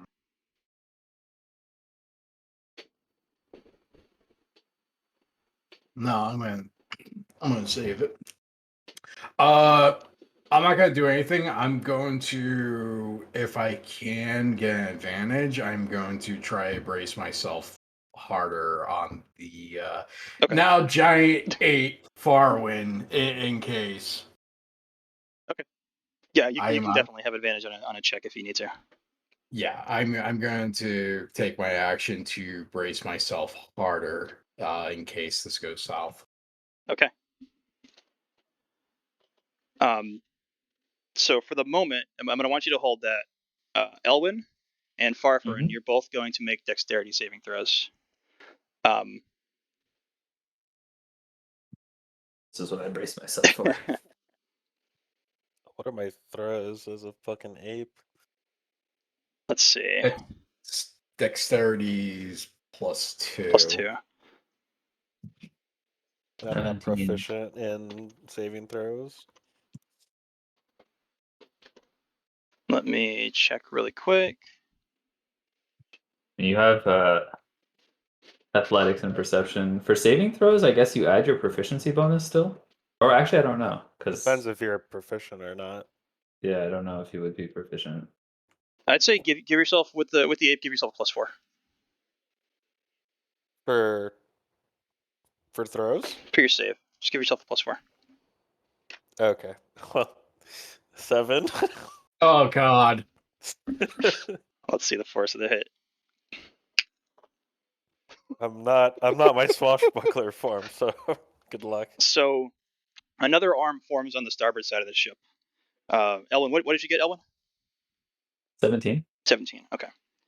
So another arm forms out of a wave as it strikes both into the side of the vessel as it takes the form of that fist and slams itself into the surface of the deck, crashing very closely to that melee that's still going on down below. Farfarin, you're not really used to being an ape. You're not used to your big ape meat fingers. A big And meaty form. as you try to grasp up forward to continue your climb, the ship takes the hit. You're not really prepared for it. You lose purchase, and you don't exactly fall, but you slide down, landing on several combatants below you, both mutineer and defender. So I'm back where I started, is what you're saying? You're back on the ground. Crix, make your saving throw with advantage. All right. Where's my sheet? Here we go. Fuck me. 6 and 11. So 11. You try to yank yourself out of the path of this ape falling on you basically as you're riding on its back. You can't quite get out. So your lower half sort of gets trapped underneath. Farfarin, you take 16 damage from the fall. Crix, Okay. you take 10, and you are pinned under the weight of the ape. Farfarin, it is your turn. I'm not prone, am I? You are prone on your back.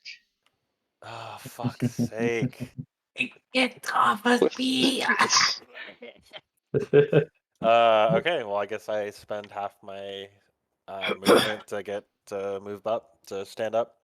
So you climb off of both dead and near death crew members below you. Is Crick still holding on to me despite me squishing him? Yes. He can still be held on you. All right, well, let's try this again. I'm gonna spend my action to double my movement speed. Okay, that's fine. So will that be 60? It'd be 80 for the ape. Yeah, but I spent half to stand up. So 40.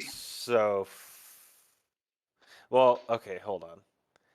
So I don't know how the order of operations worked, but if I were to spend my action before I got up, you know what I mean, to like double and then actually no, You'd have to be believe- off the ground before you can do that. So you had to use your movement to get up. right. Okay, so 40. Okay. Yeah, so 40. Okay, and that's my turn. And then how roughly at the end of 40 feet, how far am I from Elwyn, and how far am I from the first mate? You're pretty far. You're not quite where you were when you fell. You're just a little bit below, like about 20 feet below where you were. So like I have a ranged attack. Like I can throw a rock, and it's 50 to 100 feet. Am I in range to hit somebody with the it's rock? not like you have a bag of rocks. You would need like something to grab and toss to use that. You also probably need both hands to hold on to the dome as you're climbing. The only thing you got to throw is Crix, really. Oh me! Don't give me any ideas, Bird. Get me up there, Quicks! Okay, I guess that's my turn. I just wanted to know for next turn. Okay. So the totally captain, down for that. the captain has continued rushing forward. He's sort of like Elwyn. You watched him almost move with the lurching of the ship, sort of adjust his weight and throw himself into it to keep himself moving, and it almost thrust him forward faster. Can I copy that? You could try, yeah. Once your turn comes around, you can I'm try. like, that's a cool move. I'm gonna do that. The ship continues to rise out of the water. You see the captain move up towards the frontmost portion of the ship as it pitches up and gives him a little bit more of advantage to take his leap. He's definitely getting ready to take a leap into the darkness towards the face of what you believe is Keranos out in front of the ship. The first mate himself is rising higher and higher as he continues casting whatever spell he is to lift this ship. What you can assume is just lifting the ship, but with everything going on, and I'd say also with your Arcana roll before, there may be some other purpose to this spellcast as well. What would you like to do? I look towards Galen and I'm like, sure we can take these guys? They seem to be fighting a god at the moment. He looks back and says, well, we can turn back and die with the rest of the crew, or we can do something about this. I don't even know what this is anymore. I don't know what's going on. We take down the captain and the first mate. We appeal to the god for his mercy. That's all we could do. All right. I'm going to keep running towards the captain. Right. I'm going to attempt to use the lurching to my advantage if I can. Okay. Acrobatics. Alrighty. Does a 18 help my cause? Yeah. Okay, so roll athletics at advantage. Athletics. A 5 and a nat 20. It's a good thing you did that. Yeah. Yeah, so you managed to like really take advantage of that lurch, kind of seeing what the captain did and mimicking his movements well enough. You're able to get a good distance forward. You're still a real good distance away from the captain, probably about 100 feet. You're probably not going to reach him before he takes his leap from where you are. Hmm. Galen behind you sort of split off and is making to attack the first mate. I could hit the captain from here. Okay. I could do it. So I have a kind of a bad feeling about taking out the captain in the midst of this situation. What would you like to do? Things are starting to hit ahead, so you're not going to have too many options left. So you definitely, it's how reaching a point here. how soon will Galen make contact with this first mate? You probably on his next round, you'd assume he'd be able to make an attempt to leap and strike at this guy. How soon until the captain takes off? It won't be until well, it would be before Galen would be able to make his move. Let me see. Let me see what I can do.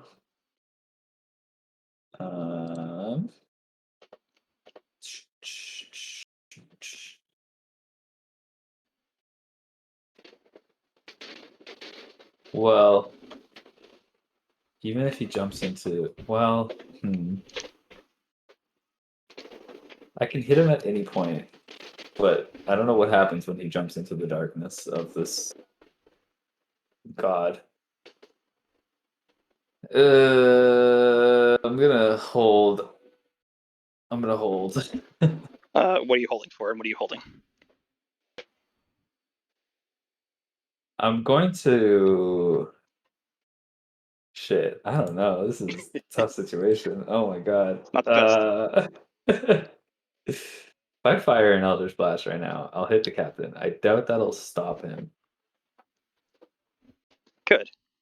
And then.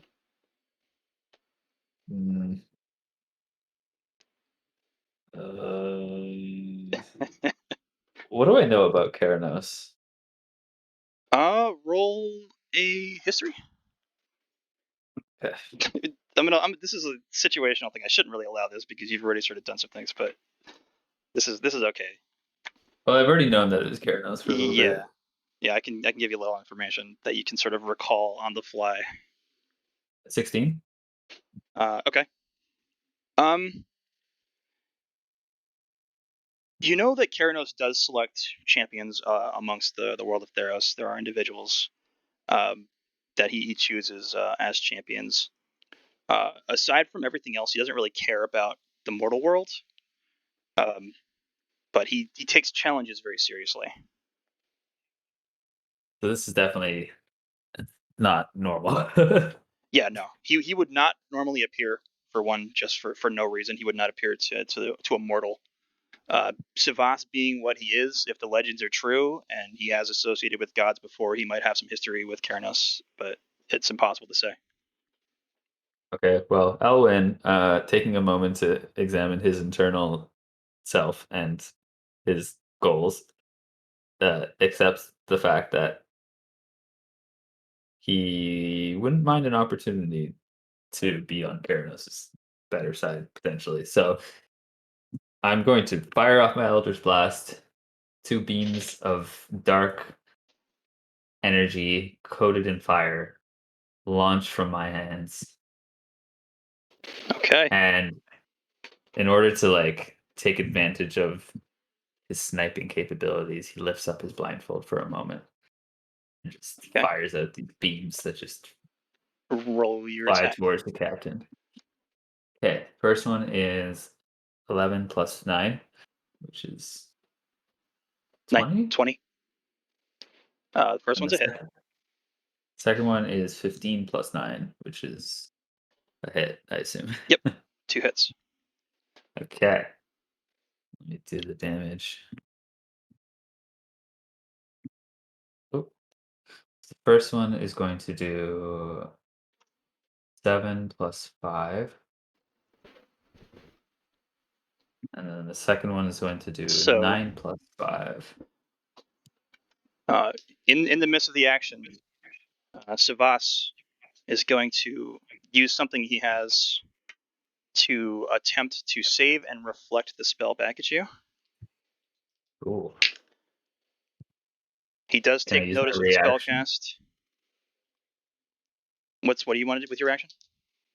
My reaction to cast counterspell. It's your spell. No, on this. Is It's he casting a spell to do this, or is this? No, it's a legendary action. Oh, okay. Never Yeah. mind then. Just hope he fails. He does. He makes the save with a 23, and fires the spells back at you. We're gonna see if they make contact. One is a 24, and the other one is a 29. So whatever damage you have rolled is back at you. That's But terrible. in the process of it, Savas is distracted a bit from his charge and he's slowed down. So we'll see if that affects the outcome. Shit. Okay. Well, that's a lot of damage that I just took. It's going to be 14 plus 7 plus 5. 24. Okay. Ow. Jesus. Okay. So Cool. behind you, Galen makes a leaping strike at that cloaked individual.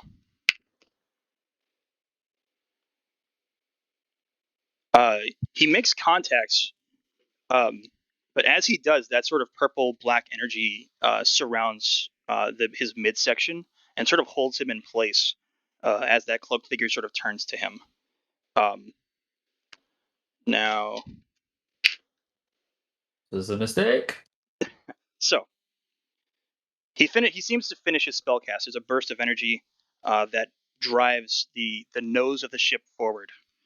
Savas was in the process of attempting to make his leap forward, but you did slow him down just enough that you kind of see him falter a bit, but he does disappear off the front of the ship into the darkness toward that face. But you watched him almost stumble into his leap, so you're not sure the outcome of whatever he was trying to do, whatever attack he was trying to make. He disappears forward as the nose of the ship gets dragged upward, and the ship is thrown almost vertically and pulled up into the sky. That energy starts to cascade forward and out. I want Farfarin. All of you make a dexterity saving throw or a strength saving throw to attempt to grasp on and hold on to something. So 14 plus 4 dex saving throw, that's 18. Okay. I rolled a 12 plus 2, 14. Okay. Goodbye, guys. I rolled a 6. So as the ship is pulled forward, you feel the gusts and the force of the wind and the storm. The ship is pulled straight up through the clouds and begins to tip backwards, almost completely upside down. Elwyn, you're barely hanging on at this point. You see Galen gets tossed from that cloaked figure who is floating and moving slowly away from the ship as it pitches to an almost completely upside down form. Crix, you lose hold on the back of Farfarin as you fall into the darkness of the clouds below. The entire ship begins to fall as well. Elwyn, you're almost forced onto the deck as it sort of pushes you downward. As you breach the clouds, you see the face of Keranos.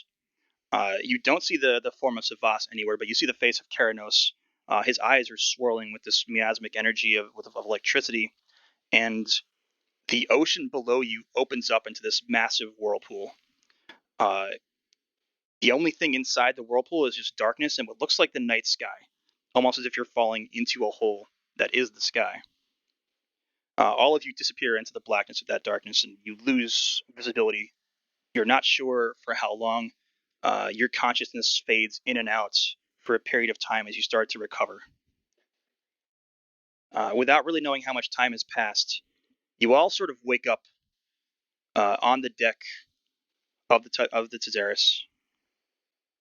Looking up above you as you sort of open your eyes, the sky looks to be an ocean, almost as if you're in the air looking down at the ocean with crashing waves, mostly peaceful, no storms, but it is above you. Standing up and sort of gathering yourselves on the deck of the ship, Galen is there, unconscious, with varied other crew members, not many, varied other crew members in various states of survival at this point.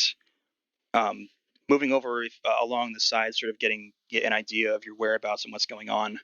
You look to be sailing very slowly and solemnly on what looks to be a rippling sky. Below you, it appears to be water, but it's just darkness with light elements that appear to be stars, both on the surface and down below. You're floating calmly amongst this. Surrounding you are green and yellowish glows of ghostly vessels floating amongst the stars as well. And we're going to wrap it up there for our next session. Well, that's unnatural. Damn.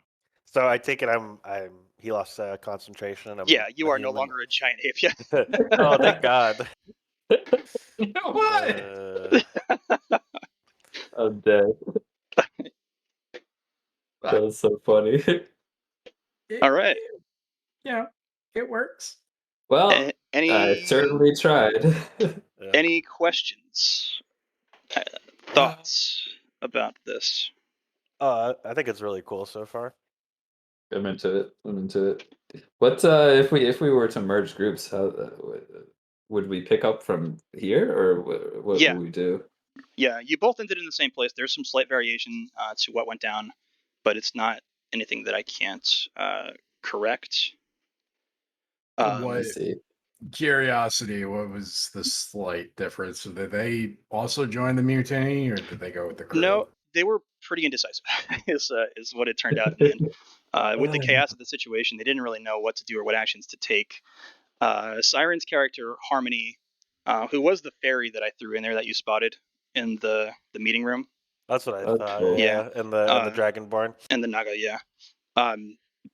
Siren's character was a bit of a chaotic element. She was mostly just looting bodies. There was some friendly Incredible. fire between some party members. It was a much more chaotic situation. Siren's character's name is Harmony? Yes, Harmony, a chaotic evil fairy. Oh my The God. opposite of harmony. Yeah, the Yes. opposite of Harmony. Also, it couldn't have been worse than raining goats. No. Giant. No. But I mean, there was a situation where Snow was polymorphed into a bat and carried around by Ven's character for a time. Oh God. I was thinking about becoming a monkey. That way I could have a stronger grip on me. Oh my God. A monkey holding on to an ape. Vel's Oh my character did turn into a giant constrictor snake, and was that form for most of the scenario. Oh my God. I love it. Everyone's just polymorphing themselves. Yeah, they initially took the side of Aldora, but they didn't really experience much of the fight inside the meeting room because they had pushed out to try and make it forward to defend the captain. Once they got up there and saw everything that was going on, though, there was a lot of unsure of what to do, what actions to take. So basically, you could run it as the group left that room before Eldor died. Then. Yes, they did. They literally left before Eldora died. Ven's character did find out that Eldora was killed, though, by Galen. I rolled out their fight the same way. Hey, Ven. Hi. Were you listening? Yeah, Did you enjoy the chaos? I did. I really did. So I think the biggest question I have, was there a different outcome possibly than this, or was Yes. this like Yeah, there were several different outcomes. would they like different outcomes that would avoid this like weird underworld place that we're in? Yeah, you could have gotten spit out into a few different directions. Because Ven, we're possibly merging groups because Gavin was like just ghosted me, never showed up. Oh no. So with it just these three guys, I mean, I still leave it up to you guys. If you want to remain a group of 3, it'll work perfectly fine as well. But also, if everybody is like okay with it, we can just merge into a group of 8. You know, it might combat might go a little longer, and we might run in like an extra couple sessions because of that, but it's still manageable. But I will think leave it'll be that. fun either way. Yeah. I would say go on the feel of what it would be like with the 8 players, because to me, normally more players causes chaotic between not only the combat, but the fact that everybody's trying to get their RP in as well. Decisions are Yeah, harder to and make I for also sure. feel like it would be harder for Snow if we like end up going long days with 8 Well, that's why I'm more saying characters. we'd probably run extra sessions because Oh. we'd likely we'd still end at a reasonable Turn time. into an actual campaign. It wouldn't be a full campaign. It'd still probably only be like I'd say with estimates. Like I'm not great at Look. estimating, but I'd say probably 8 to 10 sessions. Yeah. I was gonna say you did a one shot that turned into like 8 episodes. Yeah. I mean, it depends on how things play out with the groups, but I mean, I like test running it tonight. A group of 3 seemed to work okay. Yeah, it worked fine. So that's fine with me. I think if the other group is down, then we can merge. I mean, But we can always go with the whole idea of giving it a try with 8 people, see if it works. If it And then seems I like can it's split you off. Yeah. yeah, I was gonna say if it's too chaotic, then we can just go back to Saturday. that Yeah, seems I reasonable. can always split things off. But it's up to you Can guys. It's test just trial. like I can definitely manage 8 people. Like I've got ways of speeding through scenarios, and I can manage my combat scenarios well enough that it moves through okay. It really just comes down to the party as well. Like players are gonna have to be a little conscientious of each other, and not take up too much time, and pass the buck to other Hijack. players. Yeah, which it's not hard to do. It's kind of like, okay, I've been like RPing this segment for a minute. I should pass it on to somebody else type of thing. Yeah, and then there's also the matter of decision making as a larger group, but Yeah, and that's really like it just slows things down to an extent if somebody has to sort of take some time with their choices. But it's not impossible. I'm not opposed to it, but also like I feel like the other group should have some say in it. I feel like Yep.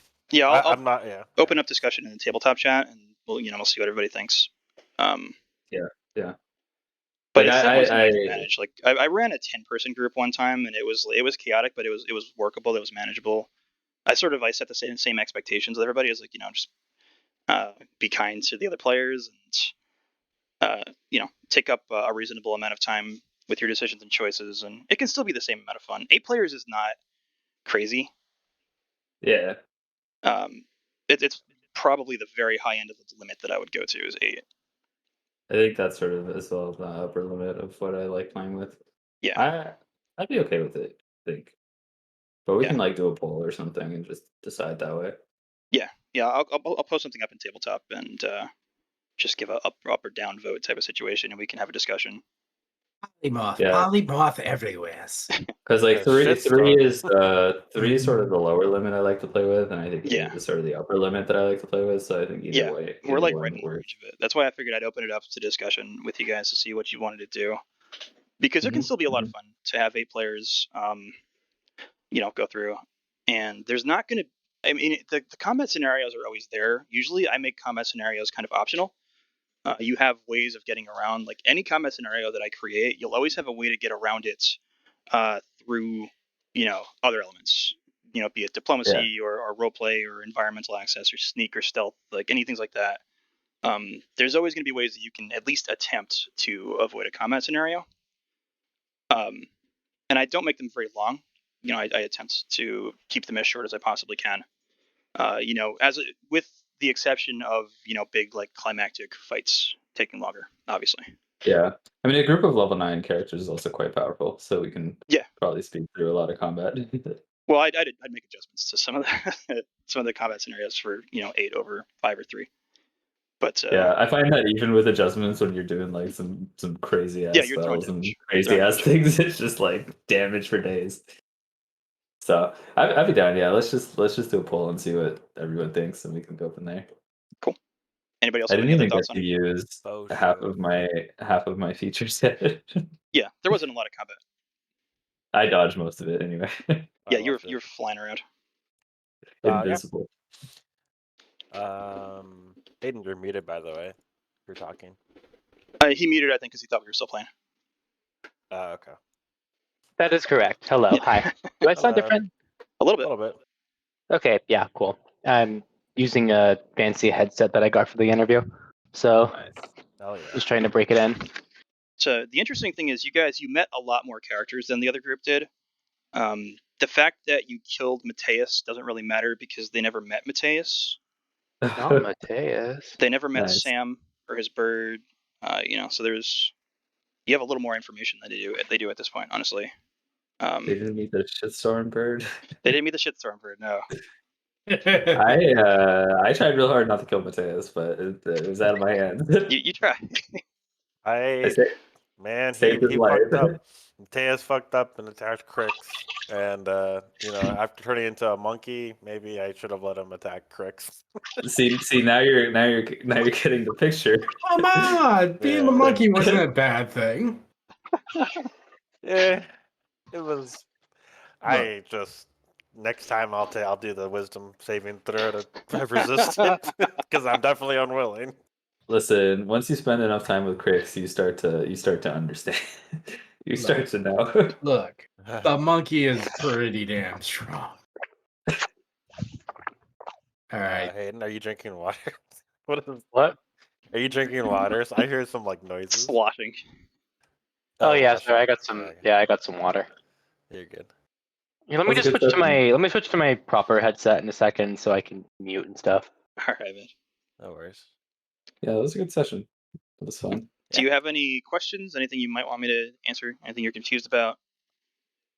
Within reason, obviously. Yeah, yeah. Sorry, go ahead, Spy. I was just gonna say, did I see Galen when I woke up? Was he there? Yes. Yeah, I did mention that Gillen was unconscious on the ground. You weren't really sure what state he was in, though. Okay, gotcha. But not the captain of the hooded figure. Right. Gotcha. Yeah. Once we restart, regardless of who's playing at that point, you can make your investigations and see what's up. Yeah, I'll try to take better note of the characters for next time. Kind of fucked it up in the beginning there. I wasn't paying attention It's all good. much as I should have. It's all good. I mean, you guys, your first investigations went very well. You sort of found the right places, talked to a lot of people, so there was a lot of name drops and information going around. So it's easy to get confused. Word. Cool. All right, I'm gonna end the stream.